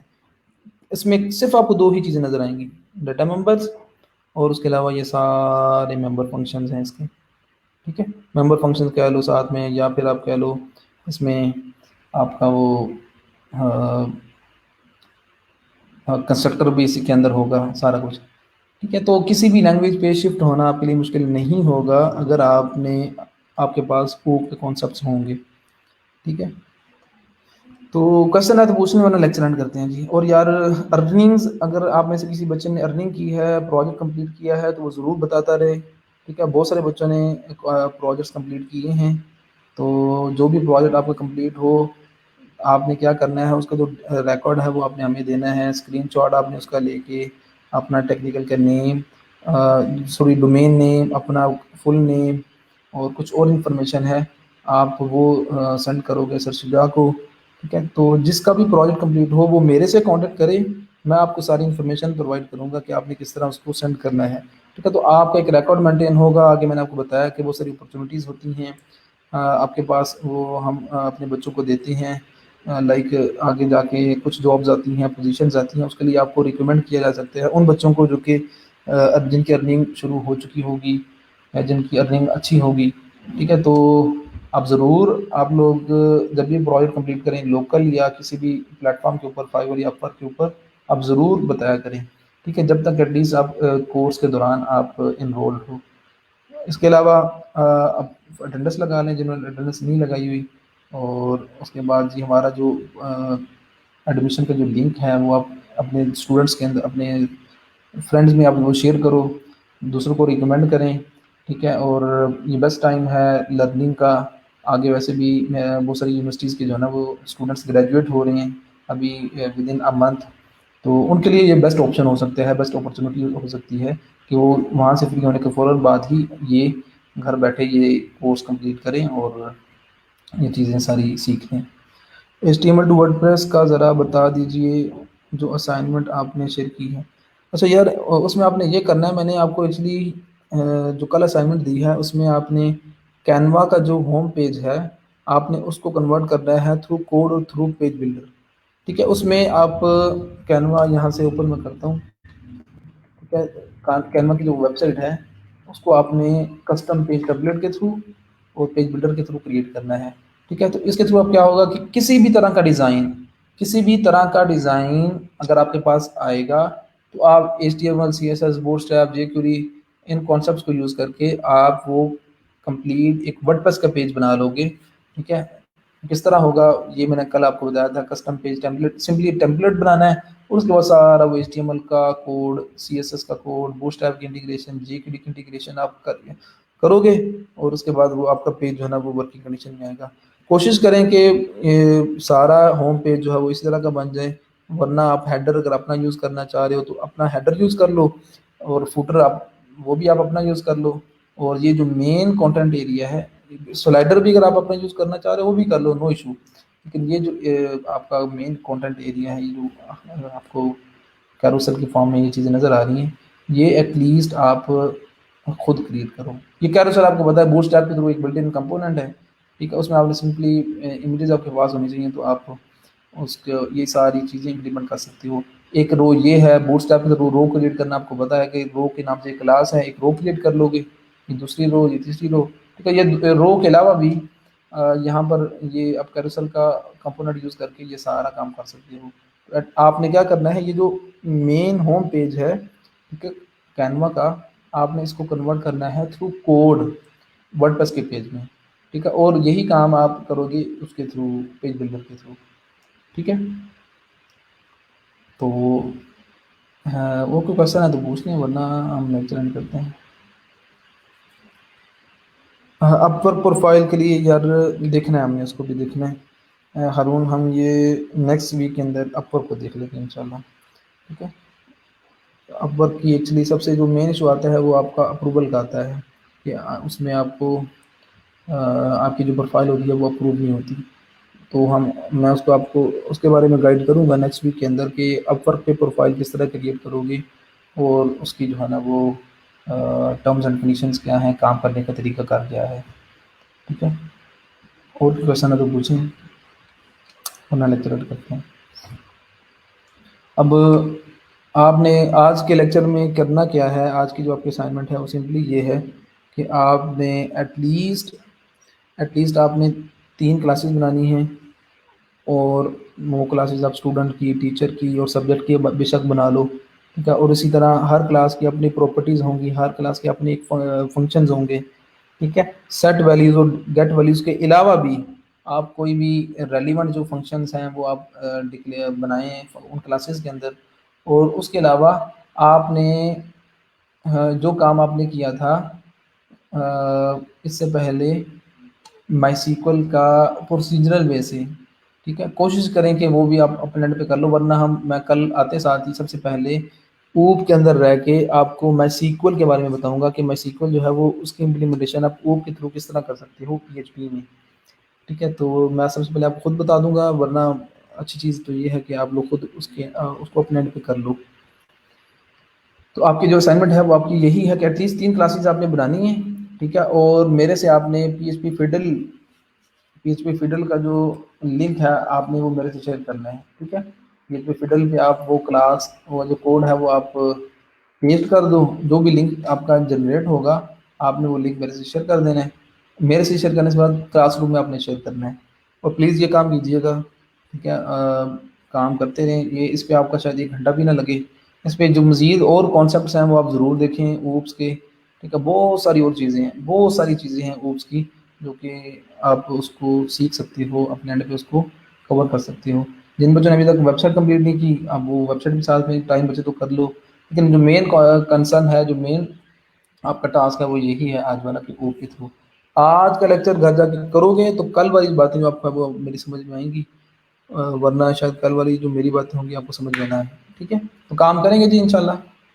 सिर्फ आज का जो काम है एटलीस्ट इतना आप काम कर लो, क्लासेस पे क्रिएट करना आना चाहिए, ऑब्जेक्ट्स बनाना आपको आने चाहिए। ठीक है। और इसके अलावा जो बेसिक कॉन्सेप्ट्स हैं ओके वो आप देख लो, ताकि कल जो लेक्चर हमने देखना है उसमें आपको आपके लिए वो चीज़ हेल्प आउट हो। अगेन कल की जो कॉन्सेप्ट है वो बड़ा इंपॉर्टेंट है वर्डप्रेस के अंदर। ठीक है। तो बड़ा यूज़फुल भी है, बहुत सारी जगहों पे आप उसको यूज़ कर सकते हो। तो इंशाल्लाह कल के लेक्चर में मिलते हैं। अपना ख्याल रखिएगा। अल्लाह हाफिज़।